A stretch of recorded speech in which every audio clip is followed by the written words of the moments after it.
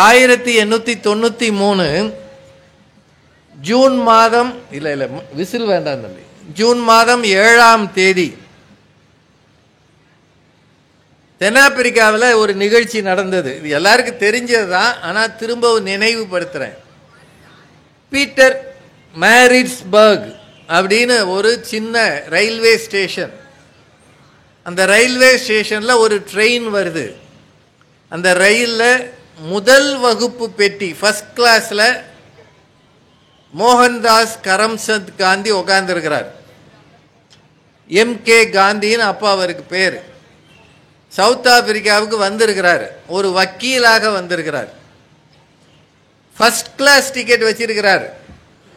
மகாத்மா காந்தியை நேரில் பார்த்தவர்கள் இப்போ பெரும்பாலும் இருக்க மாட்டாங்க, ஆனால் பார்த்தவர்கள் படத்தில் சொல்றாங்க பவுன் நிறத்தில் இருப்பார்னு சொல்றாங்க.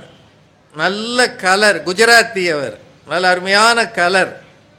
ஆனால் அவரை ஒரு வெள்ளைக்காரன் கருப்பன் என்று சொல்லி அந்த கோச்சில இருந்து இறக்கி விடுறான்.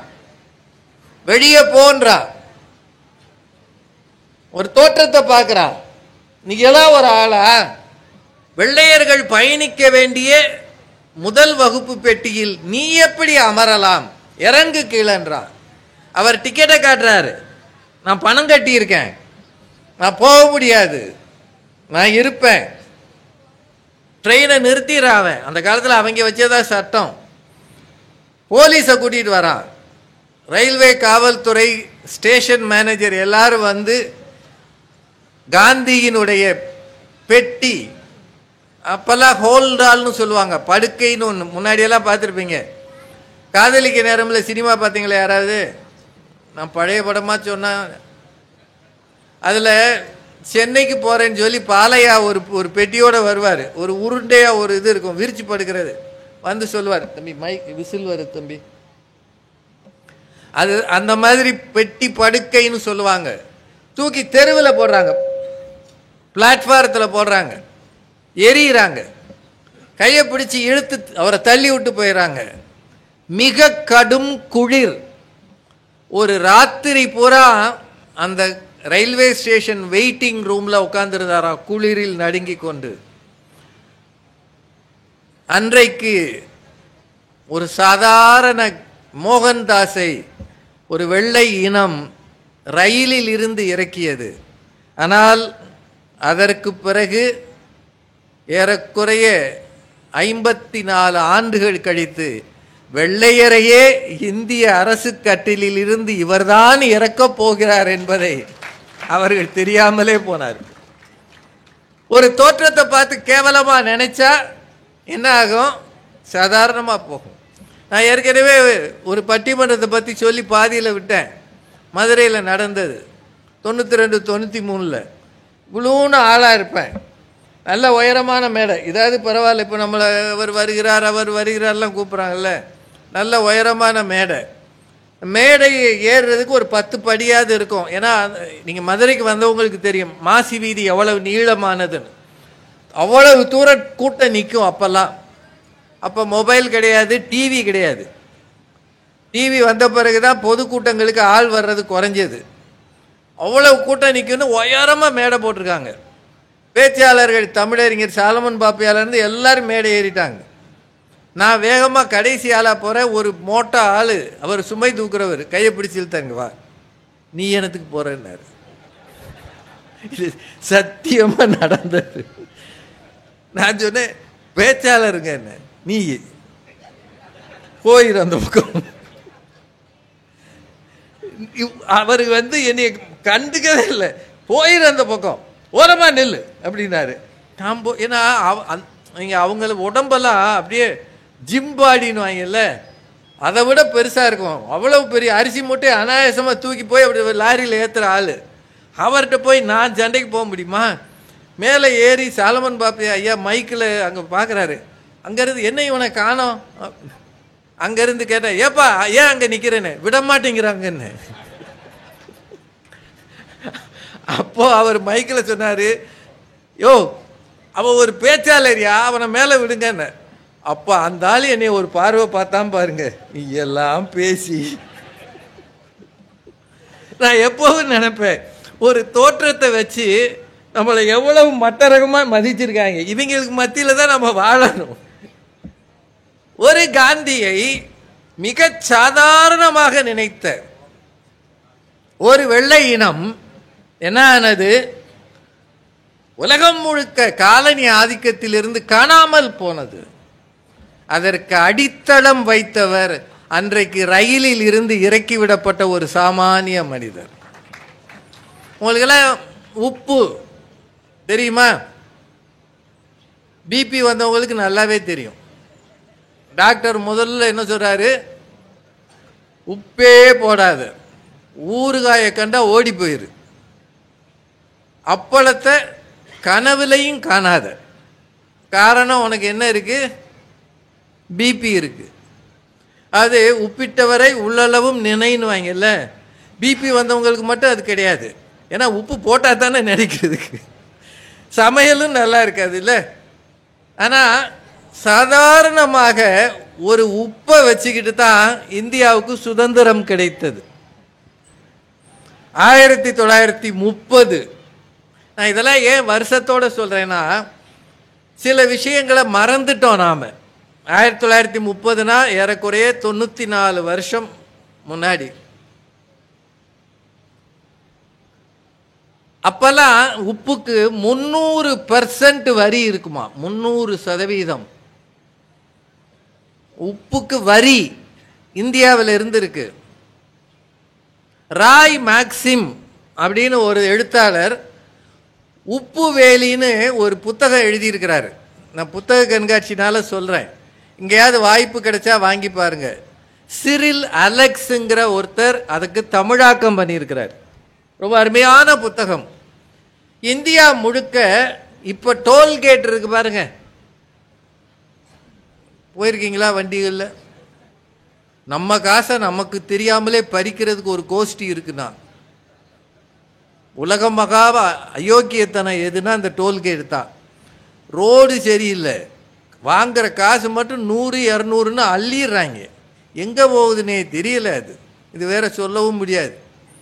எல்லா ஏரியாலையும் பாதி ரோடு போட்டு நிற்கும், போடாமல் நிற்கும். ஆனால் டோல்கேட்டு மட்டும் காலையிலே திறந்துடுறாங்க. 24 மணி நேரம். அதில் இருக்கிறவன் பாதி பேருக்கு தமிழே தெரியாது.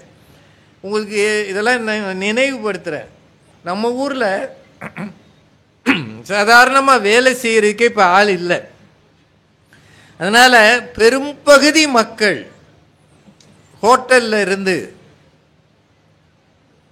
மற்ற கட்டுமான துறையிலிருந்து வந்து நிற்கிறதுலாம் யாருன்னு பாருங்க. யாரு? என்னங்க? பீகார், ஜார்க்கண்ட், பெங்கால், ஒரிசா. இன்னும் கொஞ்ச நாளில் தமிழ் பேசுபவர்கள் இங்கே இருப்பாங்களான்ற ஒரு எண்ணமே வந்திருக்கு. காரணம், நம்ம பயலுக சாதாரண வேலைக்கு போகிறதில்ல. விவசாயம் பண்ணுறது அவமானம்னு பெரும்பகுதி நினைக்கிறான். இளைஞர்களை சொல்கிறேன், பெரியவங்க பண்ணுறாங்க. ஒரு ஹோட்டலில் போய் வேலை செய்கிறது கேவலம்னு நினைக்கிறான். எந்நேரமும் பைக்கில் சுற்றணும், யாராவது ஒரு காதல் திருமணம் பண்ணணும், ஜாலியாக இருக்கணும், சாயந்தரமானால் அங்கே போயிடணும். நான் பலர்கிட்ட கேட்டு பார்த்தேன், ஏன்யா இந்த ஊரில் ஆளே இல்லையா, ஏன் வெளியூர்லேருந்து எடுக்கிறீங்கன்னா, அவங்க தான் சார் லீவு போடாமல் வேலை செய்வாங்கன்றார். இதெல்லாம் யோசிச்சுக்கங்க. நாம் மற்றவர்களை வாங்கணும், அங்கீகரிக்கணும். ஆனால் நாமளாக இருக்கணும் தானே. இங்கே நம்ம ஊரில் உழைக்க, வியர்க்க உழைக்க மக்கள் அதிகம் விரும்பாத சமூகமாக இருக்கிறது என்பது இந்த தலைமுறையினுடைய மிகப்பெரிய வருத்தம், சாபக்கேடு. ஆனால் 1930 மார்ச் மாதம் 12ஆம் தேதி திடீர்னு சபர்மதியில் இருந்த மகாத்மாவுக்கு ஒரு நோக்கம் வந்தது. உப்புக்கு நீ யார் வரி விதிப்பது? அது கடல்ல இருந்து கிடைக்குது, சில மலைகள்ல இருந்து கிடைக்குது. அதை நாங்கள் பயன்படுத்தணும். அதுக்கு வேலி வச்சிருக்கைய, ஊர் முழுக்க வரி போடுறையே, இதை எதிர்த்து நான் போராட போகிறேன்னு காந்தி தொடங்கினார். சபர்மதி ஆசிரமத்திலிருந்து தண்டி என்கிற இடத்துக்கு, அதுக்கு பேர் தண்டி மார்ச்னு பேரு. அந்த பயணத்தில் எத்தனை பேர் அந்த ஊர்வலத்தில் தொடங்கி இருப்பாங்கன்னு நினைக்கிறீங்க? யாராவது ஒருத்தர் சொல்லுங்க பார்ப்போம். எல்லாம் அமைதியா இருக்கீங்க. இது 78. யார் சொன்னது? உண்மையிலேயே அவங்கள ரொம்ப பாராட்டணும், ரொம்ப பாராட்டணும். 78 பேர் தான் அதுல முதல்ல இருந்தாங்க, அதான் உண்மை. 79 ஒரு ஆள் வந்து சேர்ந்தார்னு ஒரு செய்தி இருக்கு. காந்தியை பத்தி படிச்சீங்கன்னா தெரியும். மகாத்மா காந்தியை பத்தி நிறைய படிங்க. மிக மோசமாக விமர்சிக்கப்பட்ட மனிதர், ஒரு உலக தலைவர் இருப்பார் என்றால் அது மகாத்மா காந்தி தான். அவரை இன்றைக்கும் திட்டுகிறார்கள். ஆனால் அவரை போன்ற ஒரு மகான் இந்த உலகத்தில் பிறக்கவே முடியாது என்பதுதான் சத்தியம். 78 பேரை வச்சுக்கிட்டு தொடங்கினார். அப்போ வைஸ்ராயா இருந்தவர் பேர் இர்வின் பிரபு, லார்ட் இர்வின். இந்த வைஸ்ராய் சொன்னாராம், Gandhi, that old man going to take a pinch of salt. துணூண்டு உப்பை எடுக்க போறானா அந்த ஆளு? இதெல்லாம் ஒரு வேலை, இதெல்லாம் ஒரு பெரிய போராட்டம். உப்பை எடுக்கிறதுக்கு எவனாவது ஒரு போராட்டம் நடத்துவானா? நம்ம ஊரில் சொல்லுவோம்ல, இதெல்லாம் உப்பு சப்பு இல்லாத விஷயம் அப்படின்னு சொல்லுவோம்ல. இது உப்பு சப்பு இல்லாத விஷயம் அப்படின்னு அவ்வளவு பெரிய ஆங்கிலேய அரசாங்கத்தினுடைய தலைவர் சொன்னாராம். ஏறக்குறைய 240 மைல் காந்தி நடந்தார். 23 நாட்கள் நடந்தார். 78 பேராக இருந்த கூட்டம் நிறைவு பெறும்போது 50,000 பேராக பெருகி இருந்தது. 50,000 அன்னைக்கு தேதிக்கு. அன்னைக்கு இந்திய ஜனத்தொகை எவ்வளவு? 30 கோடி தான். 50,000 பேர் கூடிட்டாங்க. அதுல வேடிக்கை என்னன்னா, ஆண்களை விட பெண்களும் கூடினார்கள். சமைக்கிறவங்க அவங்க தானே. இந்தியா முழுக்க 80,000 பேர் இந்த போராட்டத்தை தெரிந்து கொண்டு காவல்துறையின் முன்னால் போய் அடக்குமுறைக்கு எதிராக போராடி கைதானார்கள். அப்படின்னா ஒரு கைப்பிடி உப்பு இந்தியாவில் மாபெரும் அலையை உருவாக்கியது. சுதந்திர போராட்டத்துக்கு நேராக இந்தியாவை நகர்த்தியது என்றால் அதற்கு பெரும் பொறுப்பு உப்பு சத்தியாகிரகம் தான். அப்படின்னா இது ரொம்ப சிறுசு, இது ரொம்ப அற்பமானதுன்னு அன்னைக்கே வெள்ளைக்காரன் நினைக்காம இருந்தான்னா ஏதாவது செஞ்சிருப்பான். அங்க தொடங்கிய தீ பற்றி எரிந்தது இந்தியா முழுக்க. இதத்தான் ரொம்ப ஒரு வரியில தோற்றத்தை வைத்து தவறாக யாரையும் மதிப்பிடாதே. இது சின்னது தானே, இது பெருசு தானேன்னு பார்க்காதீங்க. வினேஷ் போகத்னு ஒரு பொண்ணு ஒலிம்பிக்ஸ்ல மெடல் வாங்குற லெவலுக்கு போயிட்டாங்க. எது வரைக்கும் போனாங்க? ஃபைனல்ஸுக்கு போனாங்க. ஆனால் என்ன வாங்கினாங்க? வாங்கலை. என்ன காரணம்னு நினைக்கிறீங்க? அவங்க எடை வெறும் 100 கிராம். எவ்வளவு? 100 கிராம். நம்மலாம் வெயிட் பார்க்கும்போது 100 கிராமா பார்த்துக்கிட்டு இருக்கோம். ஏதோ ஒரு காய்கறியோ ஒரு கடுகோ வாங்கினா கிராம் கணக்கு பார்ப்போம். ஆனால் ஒரு 100 கிராம்னு அதை சாதாரணமாக விட்டதுனால தங்கமோ வெள்ளியோ வாங்குகிற ஒலிம்பிக் வாய்ப்பே தள்ளி போனது, இல்லாமல் போனது. என்றால் எதையும் சாதாரணம் என்று தள்ளிவிடாதீர்கள். உருவு கண்டு எல்லாமை வேண்டும், தோற்றம் கண்டு குறைவாக மதிப்பிடக்கூடாது. அதில் வேடிக்கை உங்களுக்கு தெரியுமா? இல்லை, இப்போதான் ஒலிம்பிக்ஸில் நடந்தது பாரிஸில். இந்தியாவிலேருந்து ஏறக்குறைய ஒரு 100-200 பேர் போனாங்க. 180 170. நம்ம எத்தனை பதக்கம் வாங்கினோம் அது யாருக்கும் தெரியாது. வாங்கினான்னு வாங்காமல் போனான்னு. இன்னைக்கு சோறு கிடைக்குமான்னு நாங்கள் பார்த்துட்டு ஒலிம்பிக்கில் பதக்கம் வாங்கி என்னையா பண்ண அப்படின்னு நினைக்கிறீங்க. நம்ம நல்ல உடல் திறன் மிக்க ஆண்களும் பெண்களும் கைகால் சரியா இருக்கக்கூடிய ஆண்களும் பெண்களும் போய் வாங்கியது ஏறக்குறைய 117 பேர் போனாங்க. அவங்க வாங்கின மெடல் எத்தனை? 6 மெடல். அதில் வெங்கலம்தான் அதிகம்.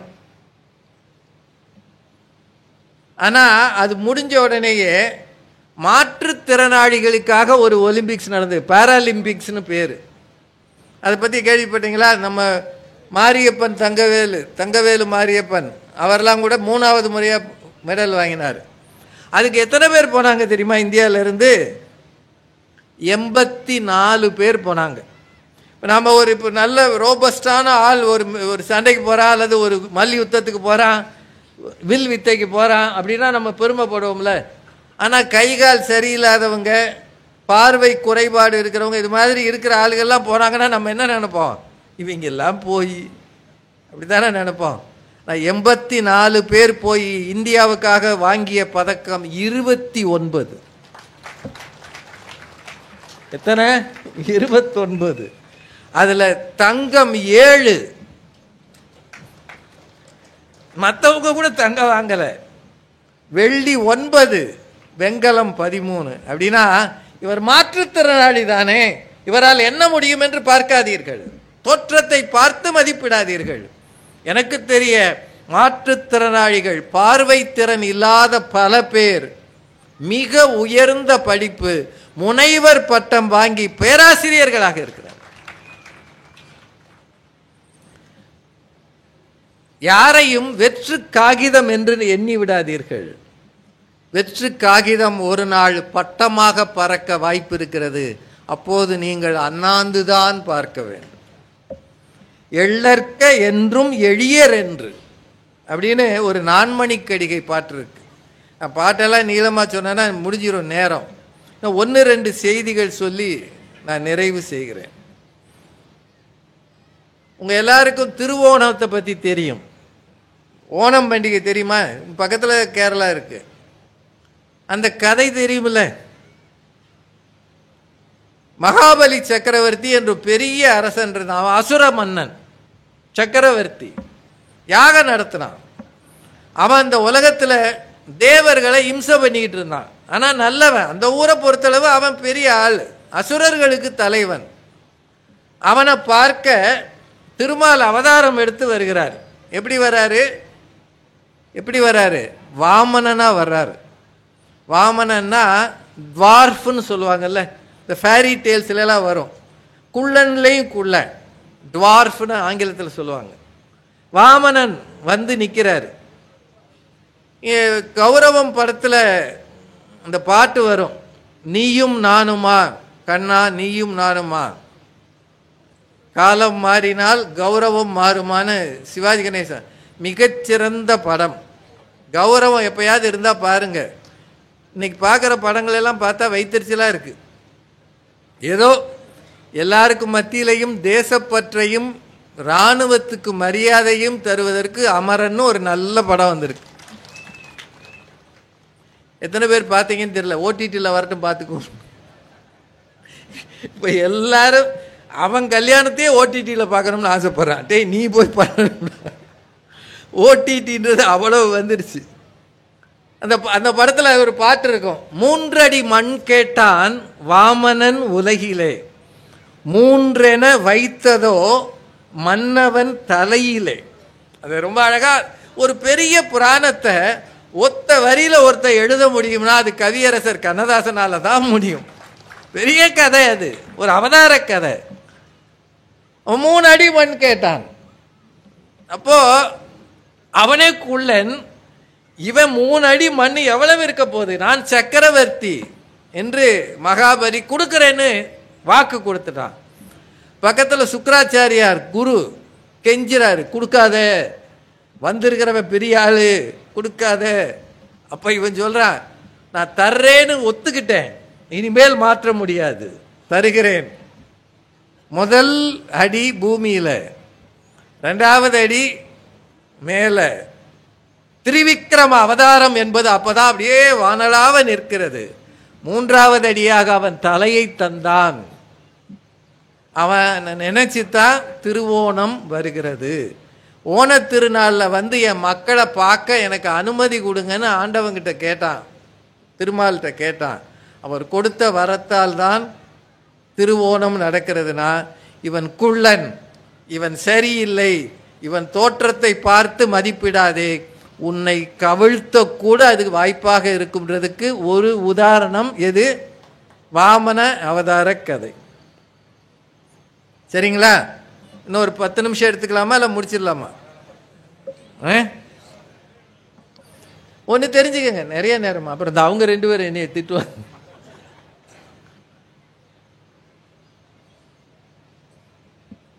ஆங்கிலத்தில் லிட்டில் திங்ஸ் ஆர் சோ இம்பார்ட்டன்ட்னு ஒரு வரி நான் படிக்கிற காலத்தில் இருந்தது. லிட்டில் திங்ஸ்னு ஒரு கட்டுரையே இருந்தது. எந்த இடத்துலையும் சின்ன சின்ன விஷயங்கள் முக்கியமானது. உயர பறக்கிற விமானம் எத்தனை பெரியது, 500 பேர் 600 பேர் ஏற்றிட்டு போகிறாங்க. ஆனால் ஒரே ஒரு ஸ்க்ரூ சரியில்லைன்னா இந்த விமானம் என்ன ஆகும்? ஒன்றும் இல்லாமல் போகும். இத்தினூண்டு ஸ்க்ரூ தானே, இது என்ன பெருசு அப்படின்னு எதையும் நினைச்சிட முடியாது. சாதாரணமானவன் தானே, இவெல்லாம் ஒரு ஆளா அப்படின்னு யாரையும் எதிரியாக்கிறாதீங்க. உங்கள் எல்லார்ட்டையும் பணிவாக கேட்குறேன், வாழ்க்கையில் நாம் சந்திக்கிறது அபூர்வம். ஒவ்வொரு முறை சந்திக்கிற போதும் ஒரு மனிதனை விட்டு விலகி போகும்போது புன்முறுவலோடு விலகி செல்லுங்கள். கோபத்தோடு ஆத்திரத்தோடு சண்டையோடு போகவே போகாதீர்கள். நம்ம பாதி நேரம் சண்டை போடுறோம், அலுவலகத்தில் சண்டை போடுறோம், வேலை பார்க்குறவன்ட்டு சண்டை போடுறோம், பக்கத்து வீட்டுக்காரன் குப்பை கொட்டினா சண்டை போடுறோம், சொந்தக்காரன் பத்திரிக்கை கொடுத்தாலும் சண்டை போடுறோம், கொடுக்கலைனாலும் சண்டை போடுறோம், கல்யாண வீட்டில் போய் கவனிக்கலைன்னு சண்டை போடுறோம். ஆனால் எல்லாரும் ஏதோ ஒரு நேரம் நமக்கு உதவுவாங்க. யாரோடும் பகை கொள்ளலன் என்ற பின் போர் ஒடுங்கும் புகழ் ஒடுங்காதுன்னு கம்பராமாயணத்தில் ஒரு வரி இருக்கு. யார்கிட்டையும் நீங்கள் பகை வச்சுக்கலன்னா சண்டையே இருக்காது, ஆனால் புகழ் நிற்கும். இன்னைக்கு நடக்குது பாருங்க, ரஷ்யாவுக்கும் உக்ரைனுக்கும். இந்த பக்கம் இஸ்ரேல், பக்கத்து நாடு ஈரானோடு சண்டை போடுது. அதனால் பூமி பற்றி எரிகிறது. ஒரு காலத்தில் இப்படி தான் மழை பெய்யும்னு தெரியும் நமக்கு. ஆனால் ஒரு ஆண்டு பெய்கிற மழை 1 மணி நேரத்தில் பெய்து ஊர்களை கெடுக்கிறது. இருக்கா இல்லையா? இவ்வளவுக்கு காரணம் என்ன? மனிதன் இந்த மண்ணை மதிக்காமல் சுரண்ட ஆரம்பித்ததன் விளைவுதான் இயற்கை மனிதனுக்கு எதிராக போய்கொண்டிருக்கிறது. அப்படின்னா சின்ன சின்ன விஷயங்கள் ரொம்ப முக்கியமானது. ஒவ்வொருவர் மனதிலும் எழுகிற ஒரு நெருப்பு பொறி போன்ற சிந்தனை புதிய மாற்றங்களை கண்டுபிடிக்கும். யாராவது ஏடிஎம்ல பணம் எடுத்திருக்கீங்களா? அது உங்க ரூபாய.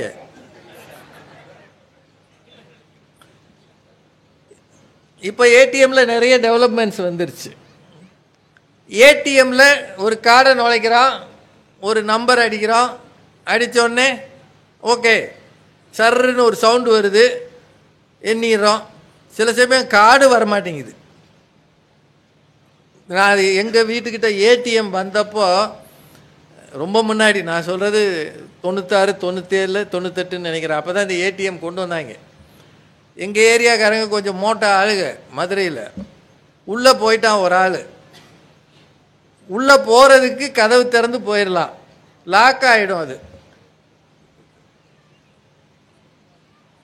ஐயா வணக்கம். வெளியே வரணும்னா அங்கே ஒரு பட்டனை அழுத்தணும். வெளியே வரணும்னா ஒரு பட்டனை அழுத்தினா கதவு திறக்கும். ஆனால் அந்த ஆளுக்கு அது தெரியாது.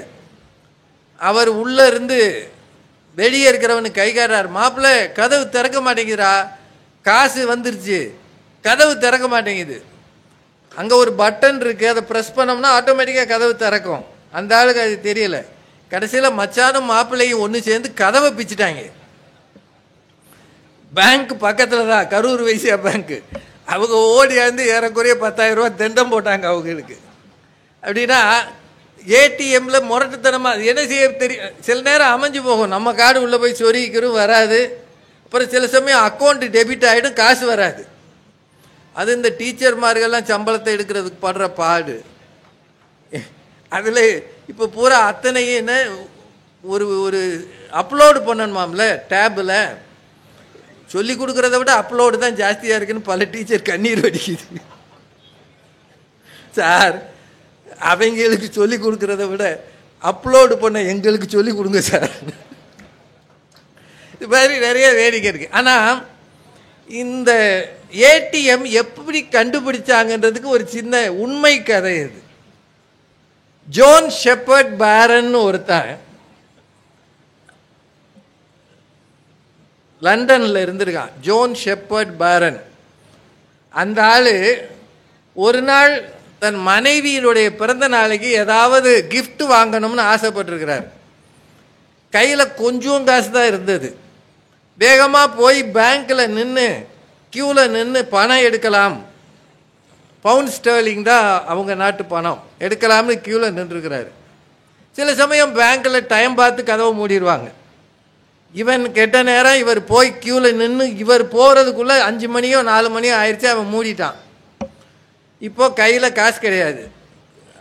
$1 $2 அல்லது 1 பவுண்ட் 2 பவுண்ட் தான் இருக்குது. ஒய்ஃபுக்கு பிறந்த நாள். சும்மா போனோம்னா என்ன மரியாதை கிடைக்கும்? பொருள் வாங்கிட்டு போனாலே கம்மியாக தான் கிடைக்கும். வாங்காமலே போனால் அந்த அம்மா என்ன நினைக்கும்? நான்லாம் ஏன் பிறந்தேன், ஏன் உங்களை கல்யாணம் பண்ணேன், இதெல்லாம் என் தலை எழுத்து. சொல்லுமா சொல்லாத. இந்த ஊர் லாங்குவேஜில் இல்லை, அந்த ஊர் லாங்குவேஜில் எதுவும் சொல்லியிருக்கோம். அதனால் அந்த ஆள் யோசிச்சு பார்த்தான், என்னமாவது ஒன்று வாங்கிட்டு போய் உன் பிறந்த நாளை நான் நினச்சேன்னு அவளுக்கு சொல்லணுமேன்ட்டு அந்த ஊரில் சாக்லேட் வெண்டிங் மிஷின் இருந்திருக்கு. அதாவது ₹1 நோட்டை போட்டால் ஒரு 2 சாக்லேட் வரும். அது அப்போ இருந்திருக்கு. அதை போய் போட்டு 2 சாக்லேட் கையில் எடுத்துகிட்டு வீட்டுக்கு போயிட்டான். போய் அந்த அம்மாவை கொடுத்து சமாதானம் பண்ணிட்டான். அப்போ அந்த ஆள் யோசிச்சு பார்த்துருக்கான், காசு போட்டால் சாக்லேட் வருது, ஆனால் இதுக்கு பதிலாக காசே வந்தால் எப்படி இருக்கும் அப்படின்னு ஒரு சின்ன யோசனையில் வந்தது தான் ஏடிஎம் மிஷின் உலகம் முழுக்க. 8 மணி ஆச்சு, முடிச்சிடலாமா? ஏன்னா நேரம். இன்னும் ஒரே ஒரு செய்தி சொல்லி நிறைவு செய்கிறேன். ரொம்ப நல்ல பாட்டு நிறைய இருக்குது. பேசினா அப்புறம் பெரியவங்க அவங்க பாவம், அவங்க நேரத்தை நான் எடுத்துக்கக்கூடாது. மடல் பெரிது தாழை மகிழ் இனிது கந்தம் உடல் சிறியர் என்றிருக்க வேண்டா. கடல் பெரிது மண்ணீரும் ஆகாது அதன் அருகே சிற்றூரல் உண்ணீரும் ஆகிவிடும் அப்படின்னு ஒரு பழைய பாட்டு இருக்கு. ஔவையார் பாட்டுன்னு நினைக்கிறேன். இந்த பாட்டு யாருக்காவது புரிஞ்சுதா? புரியலைனாலும் பரவாயில்ல. தாழை இருக்கே, அது மடல், அது ஒரு பூ. தாழம்பூவினுடைய மடல் ரொம்ப பெரியது. ஆனால் அதன் வாசனை எல்லாருக்கும் விருப்பமாக இருக்காது. ஆனால் மகிழம்பூ உருவத்தில் சிறியது, அதன் வாசனை எல்லாருக்கும் உகந்ததாக இருக்கும். கடல் பெரிது, அவ்வளவு பெரிய தண்ணி, அவ்வளவு பெரிய கடல். இந்த பூமியில் 3/2 கடல் தான். ஆனால் மண்ணீரும் ஆகாது, துவைக்க கொள்ள கூட அந்த தண்ணி உதவாது.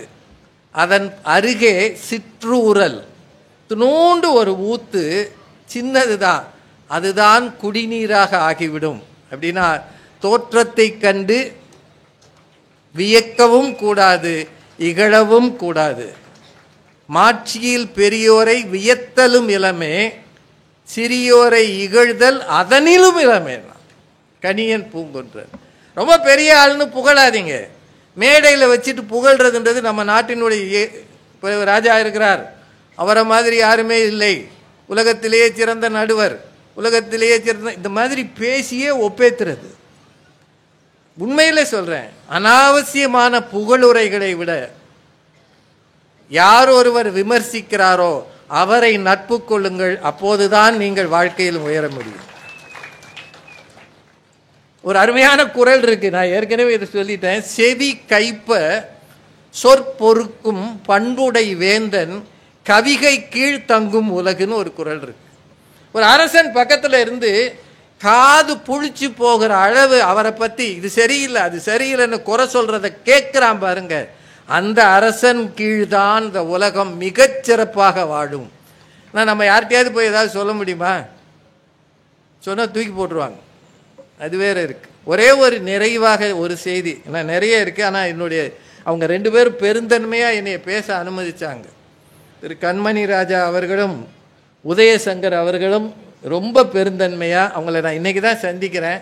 இவ்வளவு அன்பாக அவங்க நீங்கள் முன்னாடி பேசிட்டு போங்க சார் நாங்கள் பார்த்துக்கிறோம். நாங்கள் அவங்க 2 பேருக்கும் மீண்டும் என் நன்றியை தெரிவித்துக் கொள்கிறேன். வாழ்க்கை என்பது நீண்ட பயணம். நாங்கள் நிறைய பயணம் பண்ணியிருக்கோம். தொலைக்காட்சிகள் எல்லாம் அதிகம் பிரபலமாகாத காலத்தில் ஒரு முறை என்னங்க ஐயா சிவாஜி படமா அதான் பார்த்துடுங்க, ராத்திரி போய் யூடியூப்பில் பாருங்க. இல்லை அவருக்கு தெரிஞ்சது சொல்கிறேன். திருப்பூர் பக்கமாக ஒரு பயணம் பண்ணோம். நான் பேராசிரியர் சாலமன் பாப்பையா எங்கள் குழுவினர். மெட்டடார் வேனுன்னு ஒரு வேன் இருந்தது அந்த காலத்தில். உங்களுக்கெல்லாம் யாருக்காவது தெரியுமான்னு தெரியல. ஏசியெல்லாம் இருக்காது, நீளமாக ஒரு இந்த நாய் பிடிக்கிற வேன் மாதிரி இருக்கும். ஆனால் நல்ல வாகனம், அது அருமையான வாகனம். அதில் தான் நாங்கள் 7 பேர் போவோம். அப்போது 4 வழிச்சாலை இதெல்லாம் கிடையாது. பெரும்பாலும் கிராம சாலைகள் தான் அதிகம் உண்டு. திருப்பூர் பக்கம் ஏதோ ஒரு ஊருக்கு போனோம். போகும்போது நாங்கள் சாப்பாடு கட்டி வச்சுருந்தோம். எங்களோட தாக்கு சுப்பிரமணியன் ஒரு பெரிய பேச்சாளர் இருந்தார். எனக்கு தென்காசிக்கு வரும்போதெல்லாம் 2 பேர் பேச்சாளர்கள் நினைவு இருக்கும். பேராசிரியர் ராமச்சந்திரன் இங்கே இருக்கிறார், ரொம்ப அருமையான பேச்சாளர். நான் அவங்க வீட்டுக்கு பல முறை வந்து அவங்க வீட்டில் சாப்பிட்ருக்கிறேன். அவர் இந்த ஊருக்காரர். அப்புறம் ராம சவுந்தரவல்லின்னு ஒரு பேச்சாளர் இருக்கிறாங்க, அவங்களும் மிகச்சிறந்த பேச்சாளர். இங்கே இருக்கிற கல்லூரியில் அவங்க பணியாற்றினாங்க. இந்த 2 பேரும் எங்களை இந்த ஊருக்கு நிறைய கூப்பிட்ருக்குறாங்க. அவங்க ஆதரவில் தென்காசிக்கு நாங்கள் நிறைய வந்திருக்கிறோம். இந்த கதையை மட்டும் சுருக்கமாக சொல்லிடுறேன். அப்போது எங்கள் கையில் புளி சாதம், தயிர் சாதம், அப்புறம் அதுக்கான கூட்டு இதெல்லாம் இருக்குது. பேப்பர் பிளேட் இருக்குது. நல்ல உணவு வச்சு சாப்பிட ஒரு இடம் வேணும். அப்போது காரில் போய்கிட்டு இருக்கும்போதே ஒரு சின்ன தோட்டம் மாதிரி தெரிஞ்சது. ஒரு பம்பு செட் இருக்குது, ஒரு சின்ன குடிசை வீடு இருக்குது. ஆனால் தரையெல்லாம் நல்லா சுத்தமாக மெழுகின மாதிரி இருக்குது. முன்னாடி கைத்து கட்டில் போட்டு ஒரு கணவனும் மனைவியும் உட்காந்துருந்தாங்க. எனக்கு இன்னும் அந்த காட்சி நினைவில் இருக்குது. அந்த இடத்துல கிட்ட போனோடனே நாங்கள் வண்டியை ரிவர்ஸில் வந்து ஒருத்தர் போய் கேட்டார், ஏம்மா நாங்கள் எல்லோரும் பேராசிரியர்கள், இப்போ அவங்களுக்கு இந்த சாலமன் பாப்பையா அதெல்லாம் தெரியாது, ஏன்னா அப்போ டிவி அதிகம் வராத காலம். இங்கே உட்காந்து சாப்பிடணும், ஒரு இடம் வேணும், ஏன்னா இங்கே தண்ணி ஓடுது, கை கழுவிக்குவோம் அப்படின்னு. ஐயா வாங்கய்யா, இங்கே யாராக இருந்தான்னு ஐயா, இடம் தானையா கேட்குறீங்க, வாங்கய்யா உட்காருங்கய்யா அப்படின்னு அந்த இடத்துல திண்டில் இங்கே எல்லாரையும் உட்கார வச்சாங்க. நாங்கள் மொத்தம் 3 ஆண்கள் 4 ஆண்கள் 3 பெண்கள் 7 பேர். நல்ல சாப்பாடு, நாங்கள் எல்லாம் சாப்பிட்டோம். அவங்க 2 பேர் தள்ளி தான் உட்காந்துருந்தாங்க. ஒரு மரியாதை கூட சாப்பிடுங்கன்னு நாங்கள் சொல்லலை. நாங்களாம் படித்தவங்க, அப்படித்தானே இருப்போம் இல்லையா? அதனால் ஒன்று கூட சொல்லலை. அவங்க 2 பேரும் அமைதியாக உட்காந்துருந்தாங்க. சாப்பிட்டு முடித்த பிறகு இந்த புளி சாதத்தில் ஒரு சின்ன போர்ஷன், அந்த 1/4 டப்பாவுக்கு கிட்ட, தயிர் சாதத்தில் கொஞ்சம் மீந்து இருந்தது. சுண்டல் வச்சுருந்தோம், கொண்டக்கடலை சுண்டல், அது கொஞ்சம் மீந்து இருந்தது. இப்போது எங்களில் இருக்கிற பேச்சாளர்களில் ஒரு பெண் பேச்சாளர் சொன்னாங்க, இது இனிமேல் நம்ம சாப்பிட போகிறதில்ல, இவங்களுக்கு கொடுத்துடலாமா அப்படின்னு. ஒருத்தருக்கு கொடுக்கணும்னா என்ன செஞ்சுருக்கணும்? நாங்கள் படித்தவங்க அப்படி தானே இருப்போம் இல்லையா? அதனால் கொடுக்கலாமான்னு. அதில் இன்னொருத்தவங்க சொன்னாங்க, கொடுத்தா வாங்குறாங்களோ என்னமோ, தப்பாக பேசிட்டாங்கன்னா நீங்கள் சாப்பிட்டுட்டு ஏன் கொடுக்குறீங்கட்டாங்கன்னா என்ன. அதனால் பயந்து கிட்ட போய் கேட்டோம், கொஞ்சம் சாப்பாடு இருக்குது வாங்கிக்கிறீங்களான்னு. அந்த அம்மா, அதனால் என்னங்கய்யா, எதுவும் வீணாக போகக்கூடாது, நாங்கள் விவசாயம் பண்ணுறவங்க, ஒன்றும் கூட வீணாக போகக்கூடாது அப்படின்னு போய் ஒரு சின்ன தட்டை எடுத்துகிட்டு வந்து இந்த தயிர் சாதத்தையும் இதை எல்லாத்தையும் அதில் வாங்கிக்கிட்டு உள்ளே போனாங்க. நாங்கள் ரொம்ப நிறைய, அப்பாடா பெரிய தர்மம் பண்ணிட்டோம், இதை விட தர்மம் உலகத்தில் கிடையவே கிடையாதுன்னு வண்டிக்கு போகலான்னு பார்த்தோம். அந்த அம்மா, ஐயா எல்லாரும் ஒரு நிமிஷம் நில்லுங்க ஐயா, நாங்கள் என்னடா இந்த அம்மா ஏதோ கேட்க போதாக்கும்னு நினச்சான். உள்ளே போய் ஒரு வெண்ணெய் சட்டின்னு சொல்லுவாங்கள்ல, சட்டி நிறைய மோர் கொண்டாந்து வச்சாங்க. தளன்னு அதை வச்சுட்டு சொன்னாங்க, புளிச்சாதம் சாப்பிட்ருப்பீங்க, நெஞ்சு கறிக்கும், இது பசுமோர், மனசார குடிங்க, குடிச்சிட்டு போங்க ஐயா அப்படின்னாங்க. நாங்கள் மீந்ததை கொடுத்தோம், அவர்கள் முழுமையை தந்தார். நாங்களாம் படித்தவங்க, ஆனால் அவங்க படிக்காத விவசாயிகள். பார்க்கிற தோற்றத்தில் ஒரு சட்டை போடாத ஒரு மனிதர், ஒரு கிழிந்த ஒரு சேலையோட ஒரு பெண், தோற்றத்தை பார்த்தால் உருவு கண்டு சாதாரணம்னு நினைக்கணும். நாங்களாம் ஜிலு ஜிலுன்ற ட்ரெஸ்ஸு. நாங்கள் இருந்த உயரத்தை விட 1000 மடங்கு உயரத்தில் அவர்கள் நின்றார்கள் என்றால், உருவு கண்டு எல்லாமை வேண்டும், உருள் பெருந்தேர்க்கு அச்சாணி அன்னார் உலகு என்று, அச்சாணி அன்னார் உடைத்து என்று திருவள்ளுவர் சொன்னது நினைவில் கொள்க. யாரையும் இப்போ இந்த வேலை பார்க்குறான் அந்த வேலை பார்க்குறான்னு அற்பமாக நினைக்காதீங்க. எல்லாரும் மனிதர்களே. மனிதம் மட்டும்தான் உலகில் ஜெயிக்கும், மனிதம்தான் முக்கியம் என்று சொல்லி நல்ல வாய்ப்புக்கு நன்றி கூறி வணங்கி விடைபெறுகிறேன். நன்றி. அது வீட்டில் சமைக்கிற பெண்களுக்கு தான் தெரியும். ஒரு நாளினுடைய மிகப்பெரிய பிரச்சனை என்ன தெரியுமா? ஒரு சொல்லுங்க நீங்க, ஒரு நாளினுடைய மிகப்பெரிய பிரச்சனை இங்க ரஷ்யாவுக்கும் இதுக்கும் நடக்கிற சண்டையா, இல்ல இஸ்ரேல் வந்து ஹெஸ்புல்லா மேல குண்டு இன்னைக்கு போட்டாங்களா, இவங்க இதெல்லாம் பிரச்சனையா? அதெல்லாம் நாங்க அசால்ட்டா சமாளிப்போம் எங்கள்கிட்ட கொடுத்தீங்கன்னா. எங்களுக்கு இருக்கிற பிரச்சனை காலையில இன்னைக்கு என்ன சமைப்பது. இந்த அம்மாவுக்கு நடுராத்திரியில சிலதுக்கெல்லாம் தூக்கம் வராது. நடுராத்திரியில் எந்திரிச்சு, ஐயோ நான் இட்லிக்கு மாவே வைக்கலையேன்னு நடுராத்திரியில சிலது அரைக்கும். காலையில் எந்திரிச்ச உடனே இந்த பெரிய பிரச்சனை. அவர் வீட்டுக்காரர் பசங்கள்லாம் எந்திரிக்கிற மட்டும் காத்திருக்கும். என்னடா சமைக்கிறது இன்னைக்கு, என்னங்க சமைக்கிறது? வீட்டில் மாமியார் மாமனார் ஐயா அத்தை என்ன அத்தை சமைக்க, என்ன பதில் சொல்லுவாங்கன்னு நீங்கள் நினைக்கிறீங்க? சும்மா சொல்லுங்க. ஏதாவது ஒன்று செய், ஏதாவது ஒன்று செஞ்சா, இதையா செஞ்ச, நீ தானே சொன்ன ஏதாவது செய்யின்னு சொன்னியா இல்லையா? நீ ஏதாவது செய்யின்னு. அவராவது பாவம், அவரால் வாயை திறந்து சொல்ல முடியாது, முகத்தில் தான் காட்டுவார். பிள்ளைங்க சொல்லிடும். 3rd டைம் இது இந்த வாரத்தில். 3rd time. என்னடா 3rd டைம்? இதே உப்மாவை நீ செஞ்சு 3rd டைம் இது. அந்த அம்மாவுக்கு செய்ய முடியாதுன்னு இல்லைங்க, எது வேணா என்ன செய்யறது. இதில் மூளை வந்து பெண்களுக்கு இருக்கிற மூளை இருக்கு பாருங்க. பெரும்பாலும் ஆண்களினுடைய மூளை அமைப்பு பெண்களுடைய மூளை அமைப்பு ஒன்று தான், பெரிய வித்தியாசம் கிடையாது, சிறு சிறு வித்தியாசங்கள் தான் உண்டு.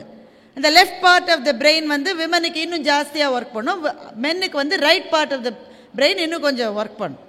சிறு சிறு வித்தியாசங்கள் தான். ஆனால் எனக்கு என்ன தோன்றும் என்றால், பெண்களினுடைய மூளையினுடைய எல்லா இழுப்பறைகளிலும் மஞ்சள் பொடி, மிளகா பொடி, கடுகு, மிளகு, தனியா, கத்திரிக்காய், வெண்டைக்காய் இதைத்தான் போட்டு ஆடு. ஏன்னா வேற சிந்திக்கவே முடியாதுங்க. ஏன்னா சமையல் என்பது அவ்வளவு தூரம். சமைக்கிற வேலை பெரிய வேலை கிடையாது, தெரியுமா உங்களுக்கு? சமைக்கிற சில வீடுகளில் ஆண்கள் சொல்லுவாங்க, என்ன நீ ரொம்ப ஓவரா பில்டப் கொடுக்குற, என்ன சமைக்கிறதுன்னு அவ்வளோ கஷ்டமா, இன்னைக்கு நான் பிரியாணி செய்கிறேன். உடனே அந்த அம்மா இருகை கூப்பி கும்பிடும், வேணாங்க நானே செஞ்சிடறேன். என்ன நீ ரொம்ப எப்போ பாரு நான் என்ன செஞ்சேன் தெரியுமா, காலையிலேருந்து நான் எனக்கு எவ்வளோ வேலை, இன்னைக்கு நான் செய்கிறேன். செஞ்சிருவார், நல்லாவும் செய்வார், நல்லா இல்லைன்னு நான் சொல்ல மாட்டேன். பிரச்சனை என்னன்னா, அவர் செஞ்சு முடிச்சுட்டு அதை அண்டாவோ குண்டாவோ அதை வச்சுட்டு தலையை தொடச்சிட்டு போனவர் தான். இந்த அம்மாவுக்கு அதுக்கப்புறமா 2.5 நாள் ஆகும் சமையல் ரூமை க்ளீன் பண்ணி முடிக்கிறது. எவ்வளோ நாள்? 2.5 நாள். இப்படியோ செய்யும் சமையல் ரூமை. அதனால தான் முதல்ல விழுந்து கும்பிடுது, வேணாங்க நானே சமைக்கிறேன். இப்போ சமையல் என்பது நமக்கு ஒரு வாழ்வியல் நெறி. வெளிநாடுகளில் இருக்கிற மாதிரி உள்ள போக சொல்லுது, டக்குன்னு 10 நிமிஷத்துலேயே வந்துடும். ஏன்னா அதே ரொட்டி தான். அந்த ஆள் மூஞ்சி சுளிக்காமல் அதே தினம் சாப்பிட்றாரு. ஒரு கவலை இல்லை. நம்ம வீட்டில் நடக்குமான்னு சொல்லுங்கள். நீங்கள் இருக்கிறத வச்சு சமைக்கணும், எல்லாருக்கும் பிடிச்சதா சமைக்கணும், நேற்றுக்கு முந்தா நாள் செய்யாததா பார்த்து செய்யணும். நாம் செய்யும்போது வீட்டில் இருக்கிற பொருளுக்கு அனுசரணையாக செய்யணும். இப்போ ரொம்ப செலவழிக்கக்கூடாது, ரொம்ப மீஞ்சக்கூடாது. இதில் சில வீடுகளில் கணவர்கள், இங்கே கரூர்காரங்களாம் அப்படி கிடையாது, நல்லவங்க. மற்றவங்கள பற்றி நான் சொல்கிறேன். இந்த வீட்டில் மகன்கள் இருக்காங்களே, திடீர்னு வந்து அம்மா கிட்ட, அம்மா என் ஃப்ரெண்ட்ஸ் 10 பேர் வராங்கம்மா.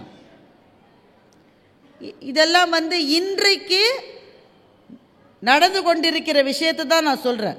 ஏதோ ரொம்ப நாள் முன்னாடி, இப்போ கூட அம்மா என் ஃப்ரெண்ட்ஸ் 10 பேர் வராங்கம்மா. அன்றைக்கின்னு பார்த்தா அந்த அம்மா ரொம்ப குறுக்கு வலிக்குது, முதுகெல்லாம் பிடிச்சிருக்கு. இன்றைக்கி ஒரே ஒரு மிளகு ரசம் வச்சு ஒரு கத்திரிக்காய் கறி செய்யலான்னு சொல்லி, பொரியல் செய்யலான்னு அந்த அம்மா சொல்லியிருக்கோம். அன்றைக்கின்னு பார்த்து 10 பேர் வராங்கம்மா. 10 பேர் 10 வந்து நிற்கும். அது எல்லாம் கிரிக்கெட் விளையாடிட்டு காலேஜில் கிளாஸ் அட்டன் பண்ணிவிட்டு வந்து நிற்கும். ஒவ்வொன்றுத்தையும் பார்த்தா நல்ல 1.5 நாள் சாப்பிட்ற மாதிரி இருக்குது. ஆனால் அந்த அம்மா என்கிறவள், அவள் என்ன மேஜிக் செய்கிறான்னு கண்டுபிடிக்க முடியாதுங்க. எதை தூக்கி எதில் போட்டா, எதை எதோட சேர்த்தா, நேற்றுக்கு செஞ்ச ஏதோ ஒன்றை எதோடையோ மிக்ஸ் பண்ணி ஏதோ ஒன்றா மாற்றி இந்த 10 பேரும் வயிறார சாப்பிட்டுட்டு தான் போவாங்க. அது அம்மா என்கிறவளால் மாத்திரமே. அது எங்கள் வீட்டிலலாம் நடந்திருக்கு. எப்படி நடந்திருக்கிறதுனா, இப்போ எங்கள் அம்மாவே இல்லை. நான் ஸ்கூலில் நான் ஸ்கூலில் படித்த எவ்வளோ காலம் ஆச்சு, ஸ்கூலில் என்னோட படித்தவங்களை ஏதாவது தற்செயலாக நான் சந்தித்தாலோ, இல்லை எங்கள் நிகழ்ச்சிகள் தொலைக்காட்சியில் வந்து சில சமயம் அவங்க தொடர்பு கொள்ளுவாங்க. மொதல் கேள்வி என்ன கேட்பாங்க தெரியுமா? உங்கள் அம்மா அன்றைக்கி ஒரு நாள் ஒரு புளிசோறு செஞ்சாங்களே, அதை மறக்கவே முடியாதும்பாங்க. நம் வீட்டுக்கு வருகிற அத்தனை நண்பர்களும் நம்முடைய அம்மாவை அவர்களும் அம்மா என்று ஏன் கூப்பிட்டார்கள் தெரியுமா? நம்முடைய அம்மா நமக்கு போடுகிற சோற்றையும் நம் நண்பர்களுக்கு போடுகிற சோற்றையும் வேறுபடுத்தி போட்டவளாக ஒரு நாளும் இருந்தது. இதுக்கு ரிவர்ஸும் நடக்கும். பையன் வந்து ஒரு நாள் சொல்ல, அம்மா என் ஃப்ரெண்ட்ஸ் 6 பேர் இன்னைக்கு வர, ஒழுங்காக சொல்லு எவ்வளோ பேர் வராங்க? 6 பேர் கண்டிஷனாக வராங்கம்மா. கடைசியில் பார்த்தா 2 பேர் தான் வருவோம். இந்த அம்மா 6 பேருக்கு செஞ்சு வச்சுருக்கோம். இப்போ சிலதெல்லாம் மிச்சம் ஆயிரும்ல, மிச்சம் ஆனதெல்லாம் எங்கே போகும்? குப்பை தொட்டிக்கு என்ன நினைக்கிறீங்க? வேற வேற பேரில் அடுத்த நாளில் நமக்கே வந்துச்சு. நம்மளால கண்டிஷனாக கண்டுபிடிக்க முடியாது, இது நேத்தியோட மிச்சம்னு கண்டே பிடிக்க முடியாது. பேரை மாற்றும், கலரை மாற்றும், டேஸ்ட்டை மாற்றும், அதில் ஏதோ ஒன்றத்தை கலக்கும். புதுசாக உனக்காக தான் செஞ்சுருக்கேன், நாம் ரொம்ப ஆசையாக சாப்பிடுவாங்க. ஒரே ஒரு ஆளுக்கு தான் விஷயம் தெரியும், வீட்டில் இருக்கிற அப்பாவுக்கு. ஏன்னா அவர் பல முறை இதை அனுபவிச்சிட்டார். அதனால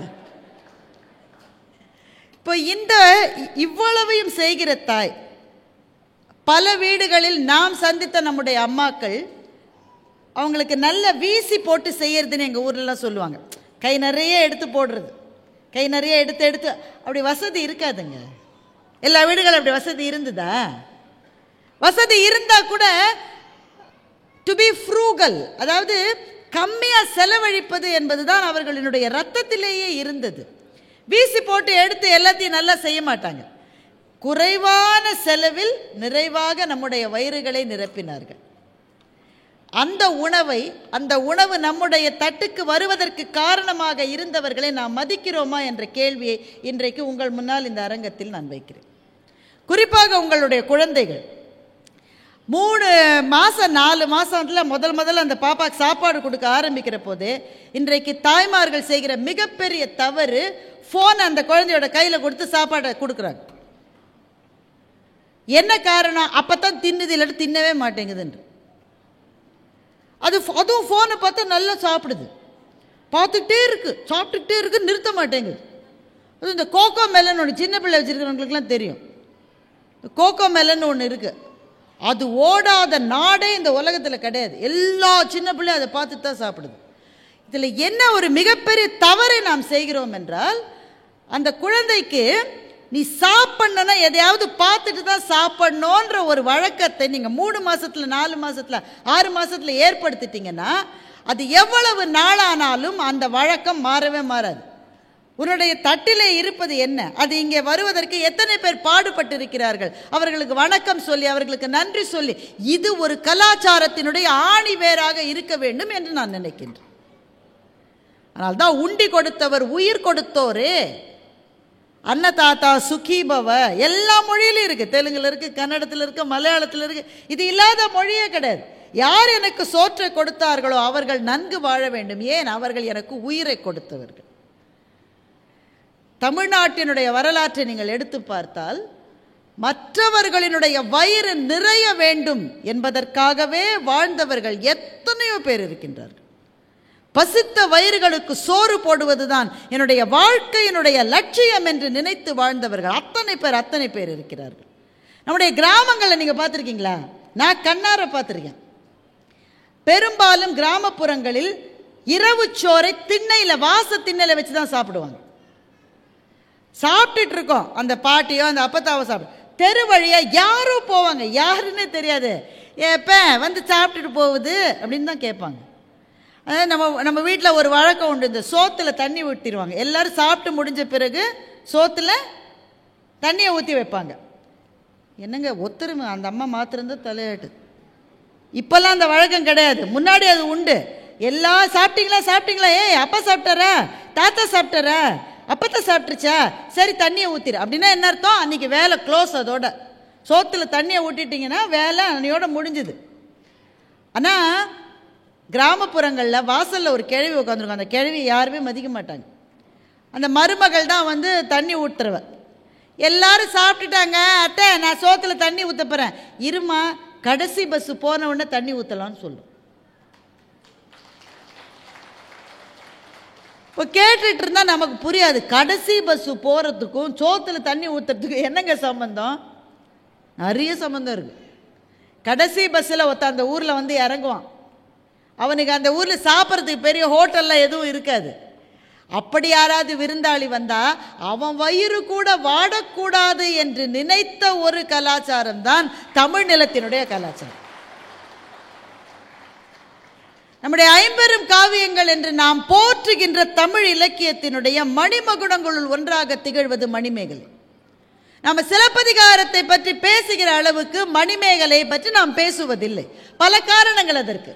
சிலப்பதிகாரத்தினுடைய கதை ஓட்டமே உணர்ச்சி மயமானது.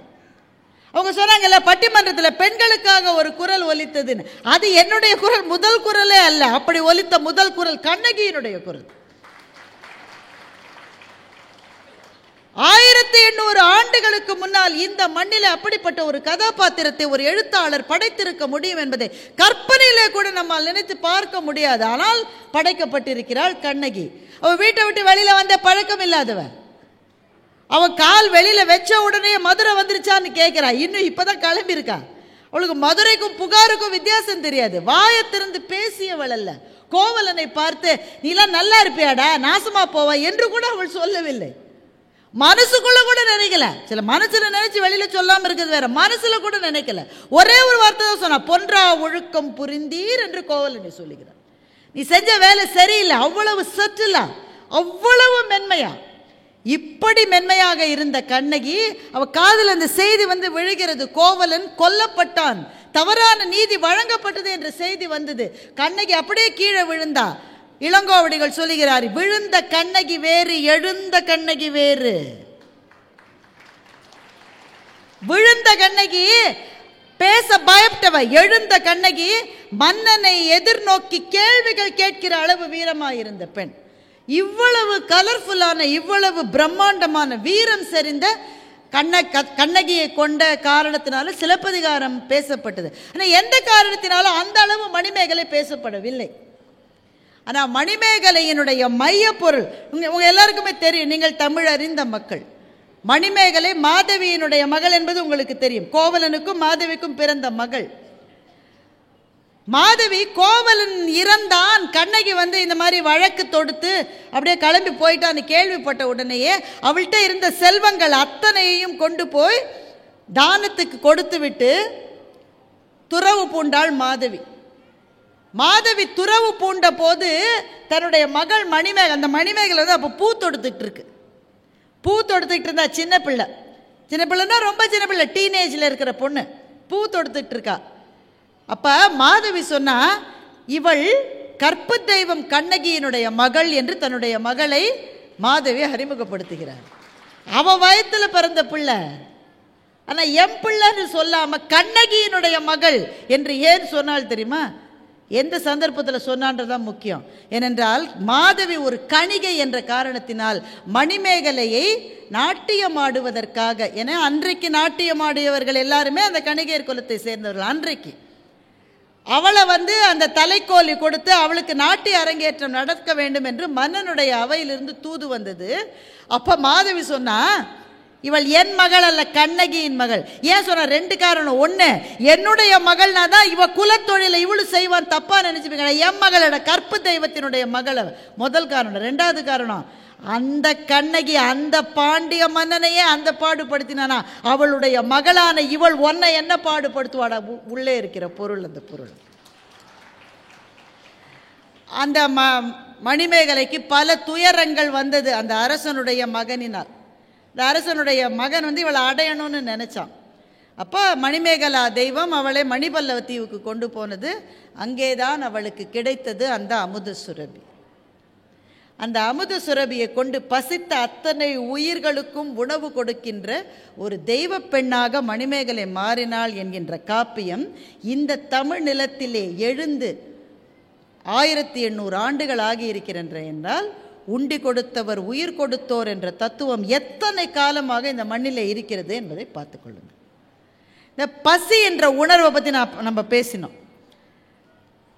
அதை வச்சு மிக மிக சிறப்பான சிறுகதைகள் தமிழிலே வந்திருக்கின்றன. நான் ஒரு கதை இங்கே சொல்கிறேன், புதுமைப்பித்தனுடைய கதை. கணவன் மனைவி 2 பேரும், அவனுக்கு சரியாக வேலை இல்லை, அதனால் வீட்டில் காசு இல்லை. எவ்வளோ காசு இல்லைன்னா ஒரு ஸ்டேஜில் சமையலே செய்ய முடியல வீட்டில். 2 பேருக்கும் பசி, என்ன செய்வது? ஆனால் வறுமை இருக்கிற குடும்பங்களில் நீங்கள் பார்த்துருக்கீங்களா? அந்த வறுமை வெளியில் தெரியாதபடியே பெருமைக்கு எருமை மேய்ச்சிக்கிட்டே இருப்பாங்க, வெளியில் அது தெரியாதபடியே வாழ்வார்கள். அப்படி வாழ்ந்துட்டு இருக்காங்க 2 பேரும். அந்த பொண்ணு சொல்கிறா, இது இப்போவும் நவராத்திரி சமயம்தான், இந்த கதை நடந்ததும் நவராத்திரி சமயம்தான். இப்போ நவராத்திரி நடந்துட்டுருக்கு, கொலு வச்சுருக்காங்க உங்கள் ஃப்ரெண்டு வீட்டில். கொலு பார்க்க போனாக்க அப்போ சாப்பாடு போடுவாங்க, நம்ம கொலு பார்க்க போகிற மாதிரி போய் சாப்பிட்டுட்டு வந்துடலான்னு சொல்லி மனைவி சொல்கிறான். கணவன் சொல்கிறான், நல்ல யோசனை, அவங்க நம்ம கூப்பிட்ருக்காங்க, கொலு பார்க்கவான்னு கூப்பிட்ருக்காங்க, போகலாம். 2 பேரும் போயிட்டாங்க. அவனை விட அவளுக்கு பசி அதிகம், அவளுக்கு ரொம்ப பசிக்குது. போன உடனே சாப்பிட மாட்டோமான்னு தேடிட்டு போகிறாங்க. ஆனால் அங்கே இந்த கொலுவுக்கு வந்தால் பாட சொல்லுவாங்க. நீ ஒரு பாட்டு பாடுற நிலைமையிலையா இருக்கா? இவன் சோத்தை போடுறா முதல்ல.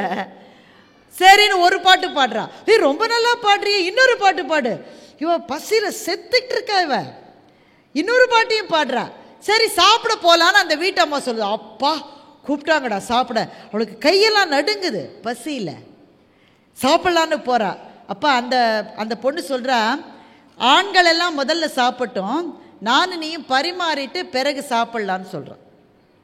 நான் இந்த இடத்துல கொஞ்சம் கதையை நிறுத்துறேன். இந்த வழக்கம் எங்கிருந்து வந்ததுன்னு எனக்கு தெரியல. அந்த பெண்ணு தான் சமைக்குது, அதுதான் சுத்தம் பண்ணுது, அதுதான் எல்லா வேலையும் முடிக்குது. அப்போ நம்ம என்ன செய்யணும்? முதல்ல அதை வச்சு சாப்பிட வச்சுட்டு மற்றவங்களும் அதுக்கு பிறகு சாப்பிடணும். ஆனால் அப்படி ஒரு வழக்கம் நம்மில் இல்லை. இவ்வளவு வேலையும் செஞ்சுட்டு அவள் எல்லாருக்கும் பரிமாறிட்டு அந்த இடத்த சுத்தப்படுத்திட்டு அதுக்கு பிறகு தான் அவள் சாப்பிடணும். அந்த பெண்ணு வேற வழி இல்லை, சரிங்க பரிமாறிட்டு அப்புறம் சாப்பிட்றேன். அந்த வீட்டுக்காரம்மா முதல்ல எல்லார் இலையிலையும் பாயசத்தை வச்சுது. இவன் கணவனு சாப்பிட உட்காந்துருக்கேன். இவன் கணவனுக்கு சாப்பிட மனசு இல்லை. அவனுக்கு தெரியும் அவன் மனைவிக்கு எவ்வளோ பசி இருக்குன்னு தெரியும். அவளை விட்டு சாப்பிட அவனுக்கு மனசு இல்லை. ஆனால் வேற வழி இல்லை. இந்த எல்லாருக்கும் பாயசத்தை வைக்குது, சோத்தப்போ வைக்குது, நெய் ஒரு கப்பில் வச்சு இந்த பெண்ணிட்ட கொடுத்து நீ எல்லாருக்கும் நெய் போடுமான்னு சொல்லுது. இவன் ஒவ்வொரு இலைக்குமா ஒரு ஸ்பூன் நெய் போட்டுக்கிட்டே வர. அவள் வீட்டுக்காரனுடைய இலையில நெய்யை எடுக்க போகும்போது பக்கத்தில் இருக்கிற ஒரு ஆள் சிரிச்சுக்கிட்டே சொல்கிறான், இதுக்கு தான் ஏன் தமிழ்நாட்டில் ஒரு பழமொழி இருக்குன்னா. என்ன பழமொழி? ஊரா வீட்டு நெய்யே என் பொண்டாட்டியோட கையே. அதாவது அந்த பழமொழி என்னன்னா, மற்றவங்க வீட்டு நெய் இந்த அம்மா எடுத்து தாராளமாக கணவனுக்கு போட போகிற போது அந்த பழமொழியை சொல்லலாமா? சில பேருக்கு எந்த நேரத்தில் எதை சொல்றதுன்னு தெரியாது, ஆனால் சொல்லுவாங்க. அதை எடுத்து போட வந்தவ அப்படியே நிறுத்திக்கிட்டான். ஒரு ஸ்பூன் நெய் போடுறதுக்கு பதிலாக ஒரே ஒரு சொட்டு நெய்யை எடுத்து தன்னுடைய கணவனுடைய இலையில போட்டா. புதுமை பித்தன் கதை இப்படி முடிச்சாரு. ஒரு சொட்டு நெய்யை ஊற்றினாள், அவனுடைய இலையில் 2 சொட்டு நீர் விழுந்ததுன்னு எழுதுங்க.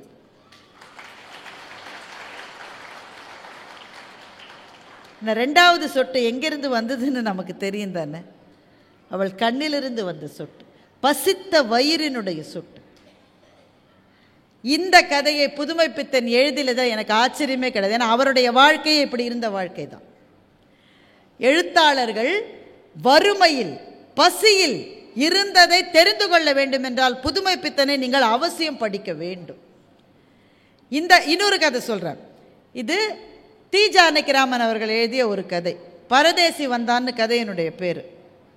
உங்களை சில பேர் படிச்சிருக்கலாம். இந்த கதை ரொம்ப முக்கியமான கதை.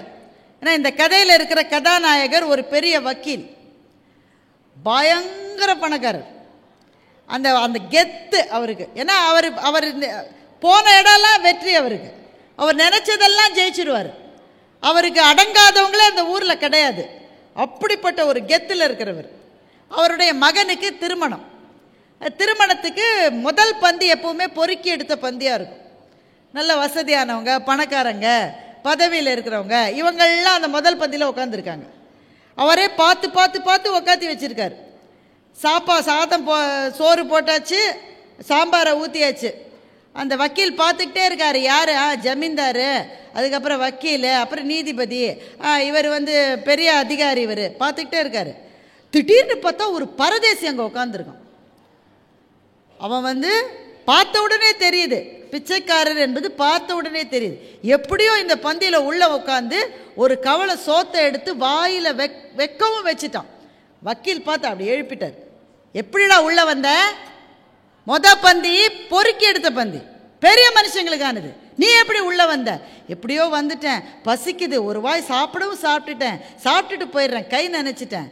வக்கீல் அப்படியே அவன் கழுத்தை பிடிச்சி வெளியில் தள்ளிட்டான். நீ சாப்பிடுறியா எங்கள் வீட்டில் முதல் பந்தியில்? ஓரமா நில்ல, எல்லாரும் சாப்பிட்டு முடிச்சதா பாக்கி இருந்தா தரேன். அப்போ அந்த பரதேசி சொன்னதா தி. ஜானகிராமன் எழுதிட்டாரு. என்னை வெளியில் தருத்திட்டல்ல, நீ அழுதுகிட்டே 16வது நாள் போடுற சோத்தை நான் சாப்பிட்றேன்னு சொல்லிட்டார். ஒரு கொடும் சொல். அந்த கொடும் சொல்லை அந்த பரதேசி சொல்லல, அவர் வயிற்றிலே இருந்த பசி சொன்னது. பசிக்கு அப்படிப்பட்ட பயங்கரமான முகங்கள் உண்டு. அவர் சொல்லிட்டார். என்ன சொன்ன நீ அப்படின்னு வக்கீல் எழுந்து அடிக்க போறாரு. அதுக்குள்ள அந்த பரதேசி போயிட்டான். கல்யாண பையன் ரிசப்ஷனில் நல்லா உட்காந்து பாட்டு கேட்டுட்டு இருந்தவன், எனக்கு என்னவோ போல கஷ்டமா இருக்கு அப்பா, நான் போய் படுத்துக்கிறேன், தலை சுத்துதுன்னா. அன்னிலிருந்து ஆரம்பிச்சுது. போகாத டாக்டர் இல்லை, பார்க்காத வைத்தியம் இல்லை, வரவழைக்காத மெடிசன் இல்லை, என்ன செஞ்சு என்ன. அன்றைக்கு திருமணமான அந்த பையன் 2-3 நாட்களிலேயே இறந்து விடுகின்றான். அதில் அந்த சடங்கெல்லாம் முடித்து எல்லாருக்கும் சாப்பாடு போடுற நாள் அன்னைக்கு வக்கீல் சொல்கிறாரு, அவன் இன்னைக்கு வருவான்னு சொல்கிறார். யார்? பரதேசி. அவன் இன்னைக்கு வருவான். அதே மாதிரி அவன் நின்னான். உனக்கு எப்படி முன்னாடியே தெரிஞ்சுது இங்கே வீட்டில் இது நடக்க போகுதுன்னு? நீ அன்னைக்கு சொன்ன, நீ சாபம் போட்டதுனால தானையா இப்படி ஆச்சு. அந்த பரதேசி சொன்னா, வக்கீலையா நான் சாபம் இடலை, நான் சாபம் இட மாட்டேன், நான் பிச்சைக்காரன் தான், சாபம்லாம் கொடுக்க மாட்டேன். ஆனால் என் வயத்தில் இருக்கிற பசி இருக்குது பாருங்க, அது சாபம் இடும். அது ரொம்ப உக்ரமானது. நீங்கள் ஒரு துளி கருணையோட என்ன அன்னைக்கு சாப்பிட அனுமதிச்சிருந்தீங்கன்னா என் வாயிலிருந்து அந்த வார்த்தை வந்திருக்காதுயா. நான் வேணும்னு சொல்லலை. இந்த கதை படிக்கவே பயங்கரமாக இருக்கிற கதை. ஆனால் இந்த கதைக்கு படித்த உடனே நான் ஒரு பெரிய பாடத்தை நான் கற்றுக்கிட்டேன். இலையில ஒருத்தர் உட்காந்துட்டா தயவு செஞ்சு எழுப்பாதீங்க, தயவு செஞ்சு எழுப்பாதீங்க. நான் 2 வாரம் முன்னாடி சென்னையில் ஒரு பெரிய திருமணம், சென்னையே வந்திருந்த திருமணம், சாப்பாட்டு இடத்துல அலமோதுது கூட்டம். இப்போல்லாம் நம்ம ஊரில் இங்கே கல்யாணத்துக்கு சாப்பிட போனால் டென்ஷனாக இருக்குது நமக்கெல்லாம். ஏன்னா பின்னாடியே ஒரு ஆள் நிற்குது, பின்னாடியே நிற்குதுங்க. முன்னாடிலாம் பந்தி முறையில் அப்படிலாம் அலோவ் பண்ண மாட்டாங்க. ஒவ்வொருத்தருக்கும் ஒரு பந்தின்னா அவங்க சாப்பிட்டு இலையை எடுத்த பிறகு தான் அடுத்த பேட்ச் வரும். இப்போ யாருக்குமே நிற்கிறதுக்கு பொறுமை இல்லை, பின்னாடியே வந்து நிற்குது. இல்லை, ஒருத்தன் என்னை பார்த்து சொல்கிறான், இந்த ஆண்டி ரொம்ப நேரம் சாப்பிட மாட்டாங்கடான்ற. அப்போ தான் சோறே வச்சிருக்கு. அதுக்கப்புறம் இந்த மோர் குழம்பு இருக்காங்க, இந்த ஆண்டி அதெல்லாம் சாப்பிட மாட்டாங்கடா. அவன் என்னை எழுப்புறதுலேயே குறியாக இருக்கான், பின்னாடியே வந்து நிற்குதுங்க. அதுவும் தேர்ந்தெடுக்கிறாங்க. இந்த ஆள் ரொம்ப நேரம் சாப்பிடுவான், இவனை தேர்ந்தெடுக்க வேணாம். அந்த அம்மாவை பார்த்து சீக்கிரம் சாப்பிட்ற மாதிரி அது பின்னாடி போய் நிற்கலாம். இப்படி வந்து நிற்கிறாங்க. அப்புறம் இப்போ நம்ம தட்டோடையே அலையிறோம் தானே. இலை போட்டு சாப்பாடுன்றதெல்லாம் இப்போ கிடையாது. பெரிய பெரிய கல்யாணங்களில் என்னென்னா தட்டோடு நம்ம பௌதி பிச்சாந்தைக்கு போகணும். நம்ம அதில் ஒரு அம்மா எல்லாத்தையும், சில வயசானவங்களால முடியலைங்க, தட்டை வச்சுக்கிட்டு அவங்களால நடக்க முடியல. பெண்களுக்கு ரொம்ப கஷ்டம். ஒரு ஹேண்ட்பேக்கை தூக்கிட்டு, அன்றைக்கி ஒரு பட்டு சேலை வேறு, இதை அட்ஜஸ்ட் பண்ணுறதா, தட்டை வைக்கிறதா, சிலதெல்லாம் தட்டை கீழே போடுதா, அதை எடுத்து போட்டுட்டு ஒரு அம்மா வயசான அம்மா சாப்பிட்டுட்டு அப்பாடா அப்படின்னு வெளியில் வருது. வெளில வரும்போது பாட்டி கேட்குது, அந்த பாட்டியோட பேத்தி கேட்குது, பாட்டி பாதாம் கீர் சொல். பாதாம் கீர் இருந்துதா? யாருமே எனக்கு சொல். திரும்ப ஒரு தட்டை எடுத்துகிட்டு போகுது. இந்த பஃபேல ஒன்று தெரிஞ்சுக்குங்க, எப்படி தெரியுமா சார்ஜ் பண்ணுவாங்க? நம்பர் ஆஃப் பிளேட்ஸு, எவ்வளவு பிளேட்டு செலவாச்சோ அதுக்கு சார்ஜ் பண்ணுவாங்க. இப்போ ஒரு ஆள் 3 பிளேட் எடுத்தால் 3 சார்ஜ். இது தெரியாமலே பல பார்ட்டி என்ன செய்யுது, பஃபேல ஒரு பிளேட்டில் தின்னுட்டு அதை வச்சுட்டு இன்னொரு பிளேட் எடுத்து தின்னுட்டு அவன் பார்க்குற பொண்ணோட அப்பா வயிறு எறிகிறார். ஐயோ, இந்த கிழவியை 3 பிளேட் எடுத்து தின்னுட்டு. பந்தி உபசாரம் என்பது நம்முடைய ஊரில் எப்படி இருந்தது என்றால், வாங்க சாப்பிட வாங்கன்னு சொன்னா மாத்திரம்தான் போய் சாப்பிடுவோம், அதுதான் மரியாதை. இப்போ வந்து கல்யாணத்துக்கு போகிறாங்களா, இந்த மொய் எழுதுகிற க்யூவில் சேர்ந்து கல்யாண மாப்பிள்ளையை பார்த்துட்டு அப்படியே சாப்பிட்ற க்யூவில் சேர்ந்து, அதுக்கு பிறகு ஐஸ்கிரீம் க்யூவில் சேர்ந்து அப்படியே வெளியில் போகுது. எல்லாமே க்யூவாக இருக்குது இப்போ. அதில் மரியாதை என்பதே இன்றைக்கு கிடையாது. ஆனால் எதுவாக இருந்தாலும் உங்கள் வீட்டில் ஒரு நிகழ்ச்சி நடந்தால் நீங்கள் செய்ய வேண்டிய முதல் வேலை, சாப்பிட உட்கார்ந்தவங்கள ஒரு நாளும் எழுப்பாதீங்க. அவங்க யாராக வேணால் இருக்கலாம். சென்னையில் ஒரு பெரிய திருமணம், அந்த திருமணத்துக்கு சாப்பிட்றதுக்கு இப்படி தான் அலை மோதிட்டு இருக்காங்க. அதில் நாங்கள்லாம் அந்த திருமணத்தில் ஒரு பட்டிமன்றத்தில் பேசினோம். பட்டிமன்றம் பேசுகிறவங்களை சாப்பிட வைக்கலன்னா இடம் இல்லை, எல்லாம் சாப்பிட்டுக்கிட்டே இருக்குது.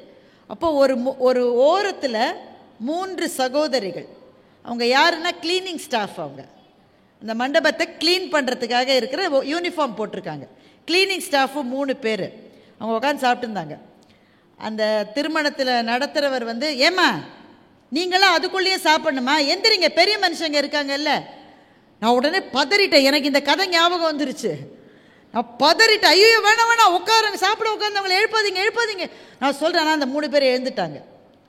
ஏன்னா அவங்க ஏழைகள் தான், ஆனால் அவர்களினுடைய தன்மான உணர்ச்சி எந்த பணக்காரரையும் விட குறைந்தது அல்ல.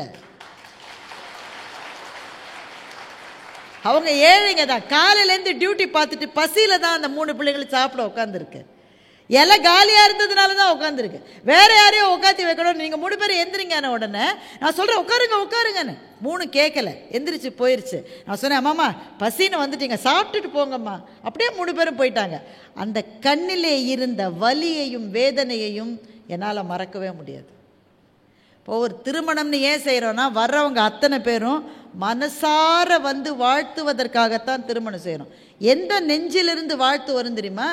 எங்கே வயிறு நிறைந்திருக்கிறதோ அந்த நெஞ்சு தான் மிகச்சரியாக உங்களை வாழ்த்தும். தமிழன் என்றோர் இனம் உண்டு, தனியே அதற்கோர் குணம் உண்டு. அந்த குணம் என்ன குணம்? நானும் பல நாள் தேடி பார்த்தேன். ஒரே ஒரு குணம்தான், விருந்தோம்பல் என்பது தான் அந்த குணம். செல்விருந்து ஓம்பி வரு விருந்து பார்த்திருப்பான் வானோர் நல்விருந்துன்னு வள்ளுவன் சொன்னான். உண்மையான இல்லறத்தான் யார் தெரியுமா? வீட்டுக்கு வந்த விருந்தாளியை நல்லா கவனித்து வயிறார சோறு போட்டு அவனை அனுப்பிச்சிட்டு அடுத்த விருந்தாளி எப்போ வருவான்னு பார்த்துக்கிட்டு இருக்கான்ல, அவன் தாண்டா வானுலகத்துக்கு விருந்தினனாக போவான் என்று வள்ளுவன் சொன்ன மண் நம்முடைய மண். எனவே உணவு என்பது சாதாரண விஷயம் கிடையாது. உணவு என்பது கடையில் ஆர்டர் பண்ணால் நமக்கு வீட்டில் வந்து கொடுத்து டெலிவரி பண்ணுற விஷயம் கிடையாது. உணவு என்பது உணர்வு சம்பந்தப்பட்டது. ஒரு உணவை எடுத்து சாப்பிடுகிற போது ஒரு உயிருக்கு கிடைக்கிற அந்த அந்த அந்த உணர்வு இருக்கு பாருங்க, அதுதான் மானுடத்தை வாழ வைக்கின்ற உணர்வு. நாங்கள் பட்டிமன்றத்துக்காக போயிட்டு சில சமயம் கிராமங்கள் வழியாக போவோம். சாப்பாடு கட்டிக்கிட்டு வந்திருப்போம். ஏன்னா ஹோட்டல்ஸ்லாம் அப்போல்லாம் ரொம்ப இருக்காது. ஒரு செங்கல்பட்டு பக்கத்தில் ஒரு கிராமத்து வழியாக போனால் பெரிய திண்ணை இருந்த வீடு. இங்கே உட்காந்து சாப்பிட்லாமான்னு கேட்டோம். சாப்பிடுங்களேன்னு சொன்னாங்க. நாங்கள் உட்காந்து எங்கள் மூட்டையெல்லாம் பிரித்து புளிச்சோறு அது இது கொண்டக்கடலை எல்லாம் சாப்பிட்டோம். சாப்பிட்டு அப்புறம் அந்த வீட்டிலேருந்து ஒரு அம்மா வெளியில் வந்தது. மோர் தரட்டுங்களா அப்படின்னு கேட்டுச்சு. மோர் தரட்டுங்களா? கொடுங்களேன். ஒரு மோர் கொடுத்துச்சு பாருங்க. அந்த சுவைக்கு எந்த 5 ஸ்டார் மில்க் ஷேக்கும் பக்கத்தில் கூட வர முடியாது. அப்படி ஒரு சுவையான மோரை கொடுத்தது. நாங்கள் யாருன்னு அதுக்கு தெரியல. அதுக்கு டிவிலாம் பார்த்து வழக்கம் இல்லை. இவங்கெல்லாம் டிவியில் வராங்கன்னு இவங்கெல்லாம் பேச்சாளர்கள்னு அது கொடுக்கல. அந்த இடத்துல யார் வந்தாலும் அந்த அம்மா அந்த மோரை கட்டாயமாக கொடுத்துருக்கும். எனவே நம்முடைய குழந்தைகளுக்கு நாம் சொல்லித்தர வேண்டிய முதல் விஷயம், உணவை உன்னுடைய இலைக்கு கொண்டு வருகிற ஒவ்வொருவரையும் நீ மரியாதையாகத்தான் நடத்த வேண்டும் என்பதுதான் நாம் கற்றுக் கொடுக்க வேண்டிய முதல் பாடம். ஒரு கதை உண்டு. ஒரு மன்னன் போர்க்களத்திலேயே இருந்துட்டான். சின்ன வயசுலேருந்தே வீட்டில் இருந்து சாப்பிட்டே அவனுக்கு பழக்கம் இல்லை. அப்புறமா ஒரு வழியாக போரெல்லாம் ஜெயிச்சு இளைஞனாயி மன்னனாயி முடிசூட்டிக்கிட்டு அரண்மனைக்கு வந்த உடனே ரொம்ப விலை கொடுத்து ஒரு பெரிய சமையல்காரரை அப்பாயிண்ட் பண்ணான். பெரிய ஷெஃப் அப்பாயிண்ட் பண்ணான். அந்த ஷெஃப் முதல் நாள் அன்றைக்கி தான் மன்னனுக்கு அவர் சமைச்சிருக்காரு. விதவிதமாக சமையல் பண்ணி அப்படியே ஒரு ஸ்ப்ரெட்டுன்னு சொல்லுவாங்கள்ல, அப்படியே வச்சுருக்காரு. எல்லாம் இருக்கு. இந்த மன்னனுக்கு அவ்வளோத்தையும் பார்த்த உடனே திக்குன்னு ஆயிடுச்சு. எதை சாப்பிட்றதுனே தெரியல. அங்கேயும் இங்கேயும் பார்த்துட்டு ஒரு வாழைப்பழத்தை எடுத்தான். அதனுடைய தோலை உரித்து தூக்கி போட்டு அப்படியே வாயில் போட்டுக்கிட்டான். அந்த ஷெஃப் சொன்னார், குரங்கு கூட இப்படி சாப்பிடாதுற. இந்த சமையல்காரர் வாயை விட்டு சொல்லிட்டார், குரங்கு வாழைப்பழம் சாப்பிட்டு எப்போது நீ பார்த்துருக்கியா? அது பிரித்து கொஞ்சம் கொஞ்சமாக சாப்பிட்டு முடிஞ்ச பிறந்தான் தோலை தூக்கி போடும். அந்த குரங்குக்கு இருக்கிற நாகரிகம் கூட உனக்கு இல்லையே. உனக்கு நான் சமையல்காரராக இருந்தாக்க எனக்கு மரியாதை கேட்டு போயிடுனார். அரண்மனையே மௌனமாயிருச்சு.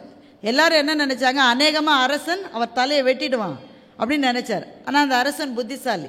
அவன் கொஞ்சம் யோசிச்சுட்டு சொன்னான், சின்ன வயசுலேருந்து போர்க்களத்திலே தான் நான் சாப்பிட்ருக்கேன். எனக்கு எப்படி சாப்பிட்ணுன்னு தெரியாது. நீங்கள் சொல்லிக் கொடுங்க. இந்த விஷயத்தில் நீங்கள் குருவாக இருங்க, நான் உங்கள் மாணவனாக இருக்கேன்னு அரசன் சொன்னான். அவர் அவனுக்கு சாப்பிட சொல்லி கொடுத்தார். சாப்பிட்றதுன்றது மனிதர்களுக்கு தானா வர்ற விஷயம் நினைக்கிறீங்களா? வீட்டில் சொல்லி கொடுக்கணும். சிலது இவ்வளோ பெருசு எடுத்து வாயில் வச்சு அடைச்சிக்குது.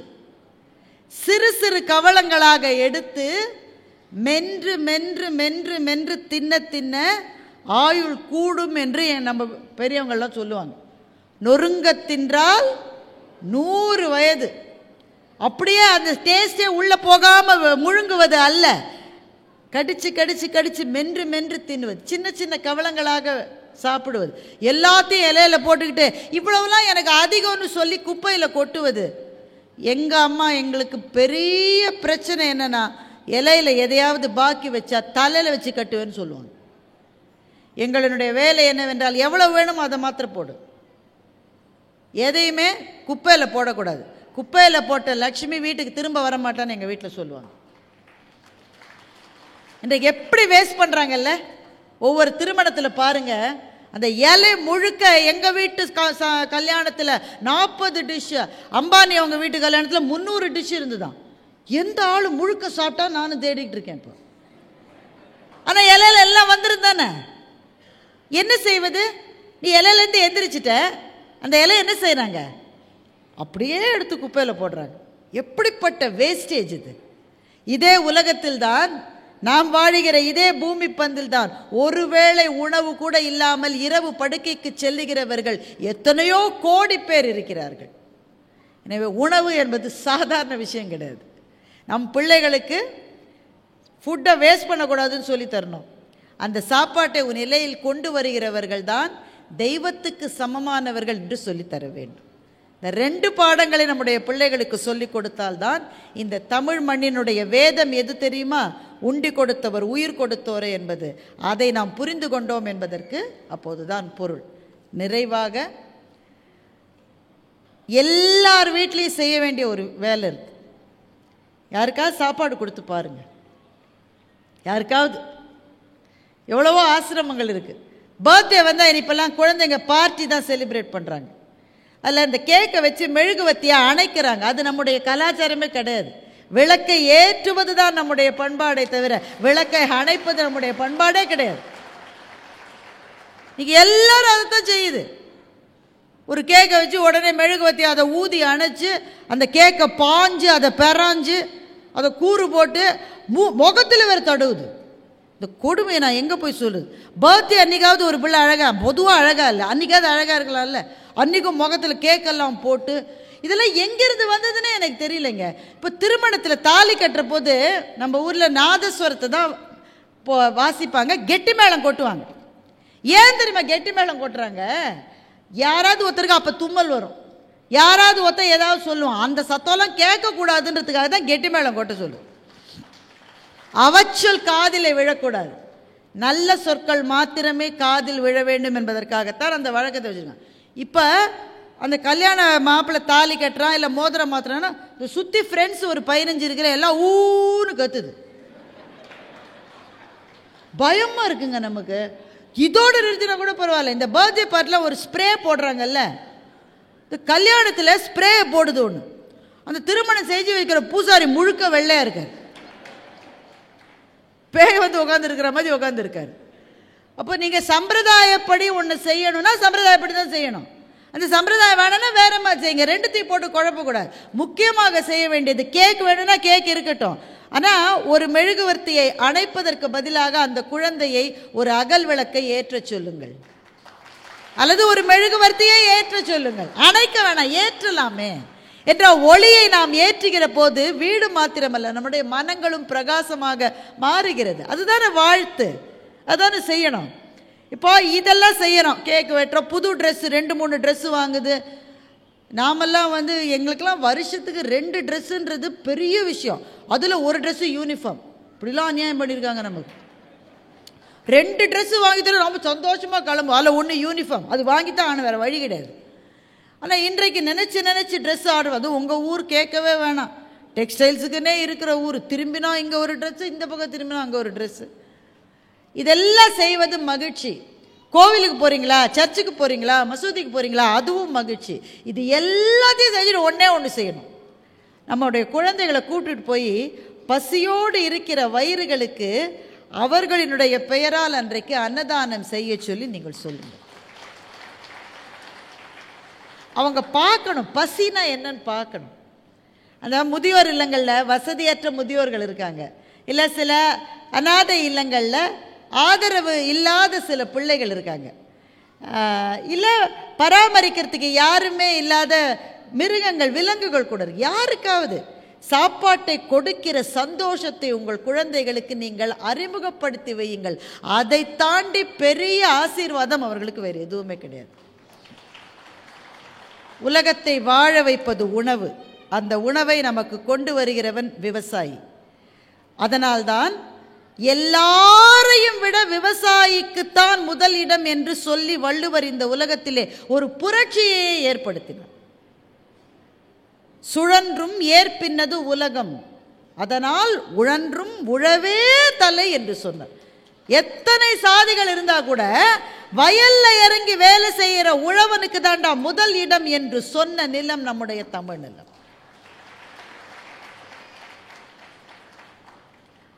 உழுவோர் உலகத்தார்க்கு அச்சாணின்னு சொல்லிட்டு, இதை தாண்டி என்னது சொல்ல முடியும்? நீங்க உலகம் என்ற பந்து சுத்துகிறதே, அதற்கான அச்சாணி யாருன்னா உழவன் என்று தமிழ் வேதமான திருக்குறள் சொல்லி இருக்கின்றது. ஏன் உழவனுக்கு அவ்வளோ மரியாதை? எவ்வளோ வேலைகள் இருக்கு, ஏன் அவ்வளோ மரியாதை? ஒரே ஒரு காரணம் தான், பசித்த வயிறுக்கு சோறிடுகிற முதல் நபர் உழவன் தான். அவங்க அந்த சேத்துல இறங்கலைன்னா நம்ம பிளேட்டில் சோறு வந்து வரவே வராது. ஒன்று யோசிச்சு பார்த்துருக்கீங்களா? நீங்கள் எல்லாம் நிறைய டொனேஷன்லாம் பண்ணியிருப்பீங்க, சில பேருக்கு கடன் கொடுத்துருப்பீங்க, சில பேரை படிக்க வச்சுருப்பீங்க, சில பேர் கல்யாணம் பண்ணி வச்சுருப்பீங்க, உறவுக்காரங்களுக்கே நிறைய உதவி பண்ணியிருக்கீங்களா இல்லையா? பாவம், அவங்க வீட்டு கல்யாணத்துக்கு கொடுக்கலாம். நீங்கள் கல்யாணத்துக்கு உதவி பண்ணீங்க வைங்க, உறவுக்காரங்க என்ன சொல்லியிருப்பாங்கன்னு நினைக்கிறீங்க? இன்னும் கூட செஞ்சுருக்கலாம், சொன்னாங்களா இல்லையா? இன்னும் கூட செஞ்சுருக்கலாம். அவன் இருக்கிற வசதிக்கு செய்யலாம், அவன் வீட்டுக்காரம்ம செய்ய விடாது. நீ தான் செஞ்சுருக்க, அப்புறம் செஞ்சுட்டது கடனாக கொடுத்தது திருப்பி போய் கேட்க நின்று பார்த்துருக்கீங்களா? அதை விட நம்மளை கேவலப்படுத்துகிற விஷயம் எதுவுமே கிடையாது. எதை கொடுத்தாலும் மனிதனுடைய மனம் என்பது நிறைவடையவே அடையாது. இன்னும் கூட ஆனால் ஒன்றை கொடுத்தால் போதும் என்று சொல்லுவார்கள். அது சாப்பாடு மாத்திரம்தான். ஒரே ஒரு விஷயந்தான், நீங்கள் கொடுத்த உடனே இன்னும் போடு எவ்வளோ தடவை போட முடியும்? 2 தடவை போட்டால் போருங்க, வயிறு நிறைஞ்சிருச்சுங்க, எனக்கு இது போதும் என்கின்ற மனம் வருகிற ஒரே விஷயம் சாப்பாடு மாத்திரம்தான். அதனால்தான் எங்கள் அவ்வை கிழவி சொன்னால், ஒரு நாள் உணவை ஒழி என்றால் ஒழியாய், 2 நாளைக்கு ஏல் என்றாய் ஏலாய், ஒரு நாளும் என் நோவரியாய் இடும்பை கூர் என் வயிறே உன்னோடு வாழ்தல் அரிதுன்னா. வயிற்றுக்கிட்ட சொல்லி பார்த்தாலாம், இன்னைக்கு சாப்பாடு கிடைச்சிருக்கு, நாளைக்கு சேர்த்து இன்றைக்கே சாப்பிட்டுருன்னு சொல்லி பார்த்தாலாம். அப்புறம் ஒரு நாள் சாப்பாடே கிடைக்கலையா, இது கிடைக்கல நாளைக்கு சாப்பிட்டுக்கோன்னு சொல்லி பார்த்தாலாம். வயிறு கேட்காது. அன்றன்றைக்கு தேவையான உணவை அன்றன்றைக்கு கேட்டு பெறுவது நம்முடைய வயிறு. அந்த வயிறை குளிர்விக்க தன்னுடைய 2 கைகளால் பாடுபடுகிற விவசாயியிலிருந்து ஆரம்பித்து உங்கள் வீட்டு சமையலறையில் அந்த உணவை உங்களுக்காக சமைக்கின்ற ஒரு இதயம் இருக்கிறதே, அந்த இதயம் வரை வணக்கத்துக்கும் வாழ்த்துக்கும் உரியவர்கள். எனவே இது ஒரு வேதம். உண்டி கொடுத்தவர் உயிர் கொடுத்தோர். இன்றிலிருந்து நீங்கள் அத்தனை பேரும் என்னையும் சேர்த்து நம்முடைய வீடுகளில் சாப்பிடுகிற நேரம் என்று ஒரு நேரம் இருந்தால், இரவு சாப்பாடு என்றால் வீட்டில் 4 பேரோ 5 பேரோ 3 பேரோ 7 பேரோ அவர்கள் அத்தனை பேரும் ஒரே நேரத்தில் வந்து சாப்பிட வேண்டும் என்று சொல்லுங்கள். சாப்பிட உட்கார்ற போது கையில் ஃபோனை வச்சுக்க கூடாது, புக்கை வச்சுக்க கூடாது, டிவியை பார்க்க கூடாது. ஒரு 10 நிமிஷம் வீட்டு நபர்கள் மாத்திரம் இருந்து சாப்பிட்டுட்டு சமையல் செய்த அம்மாவையோ அப்பத்தாவையோ பார்த்து நல்லா இருந்ததும்மா, நல்லா இருந்தது அப்பத்தான்னு ஒரு வார்த்தை சொல்லிட்டு வாங்க. அந்த அப்பத்தா இன்னும் 10 வருஷம் அதிகமாக வாழும். ஒரு அம்மாவினுடைய உயிரை நீட்டிக்க ஒரே வழி அவர் கையால் சாப்பிட்ட சாப்பாட்டுக்கு நன்றியோடு இருப்பது தான். எனவே உண்டி கொடுத்தவர் உயிர் கொடுத்தோர் என்கின்ற மாபெரும் தத்துவத்தை உலகத்தில் எந்த மொழியும் சொல்லுவதற்கு முன்னால் தமிழ் மொழி சொன்னது என்று சொன்னால், தமிழனாக இருப்பதற்கு நாம் ஒவ்வொருவரும் பெருமைப்பட வேண்டும். அவரவர்கள் வீட்டிலே போய் சாப்பிட்டு ஏற்கனவே சமைத்து வைத்து விட்டு வந்திருக்கிற இல்லத்தரசிகள் இருக்கிறீர்கள், போகிற வழியில் சாப்பிட்டு விட்டு போலாம் என்ற பிளான் இருக்கிறவர்கள் இருக்கிறீர்கள். யாரா இருந்தாலும் இந்த இரவு சாப்பாட்டை நமக்கு கொடுத்தவர்களை கடவுள் காப்பாற்றட்டும், இயற்கை அவர்களுக்கு வாழ்த்து சொல்லட்டும். உண்டி கொடுத்தவர் உயிர் கொடுத்தோர். நன்றி, வணக்கம். இந்த தகவல் உங்களுக்கு பிடிச்சிருந்தா லைக் பண்ணுங்க, உங்க ஃப்ரெண்ட்ஸுக்கு ஷேர் பண்ணுங்க, மறக்காம எங்க சேனலுக்கு சப்ஸ்கிரைப் பண்ணுங்க.